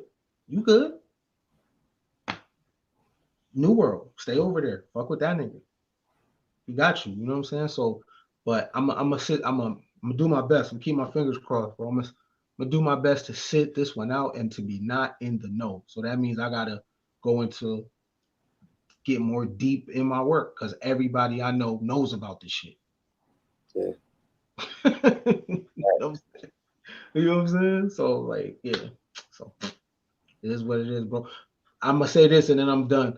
I'm just glad that I got what I needed out of hip hop. Facts. Right? I'm cool with it now. Like they could do whatever they want with it. Yo, I'm not fighting it or nothing. I already had my baby feelings hurt, right? But I appreciate I participated in hip hop when it was fire. Right. You know what I mean? And I heard fire albums and I seen dope concerts from talented people, men, women. I'm good. I'm good, my nigga. I'm straight. You know what I mean? They can have it. They can have it. I have my time with it. That's cool. They can have it, yo. On to the next, man. On to the next. I mean, music, um, music had its moments. You know what I'm saying? But there's a lot that we need to be honest about, even with ourselves, as it pertains to this music. So, I guess we'll have the opportunity to revisit that at some point because this is gonna it's gonna force a lot of people to self-reflect. You know what I mean? Force a lot of Mm-hmm. people to self-reflect, make some form of decisions. I mean, these are always opportunities that bring about a different type of talented artist. So I do think that there's going to be an interesting batch of artistry to come out of this situation. And I'm just talking about the overall, you know, people having exposure to new information and having gone through new experiences and stuff like that. I think we're going to hear some stuff though. I'll be on the lookout, man. So Yeah. other than that, my dude, appreciate you, dog. You already know, my G. Hey, appreciate you as well. For the family, subscribe to Netflix. We got new content on the way. All right, make sure that you hit the Cash App, $ Kenny Bridge, show your appreciation for a player. All right, let them know where else they can find content. KenBillions.com. I got the Black Arrogance coming. I got the How to Campaign Hard as Fuck course coming. I'll talk about that more in the future. But I'll let the kid Blue. I gotta run, bro. I gotta get into something. I love you, my nigga. I'll see you next time. All right, peace, God. All right, thank you, family. Peace to the chat. See you on the next one. Peace.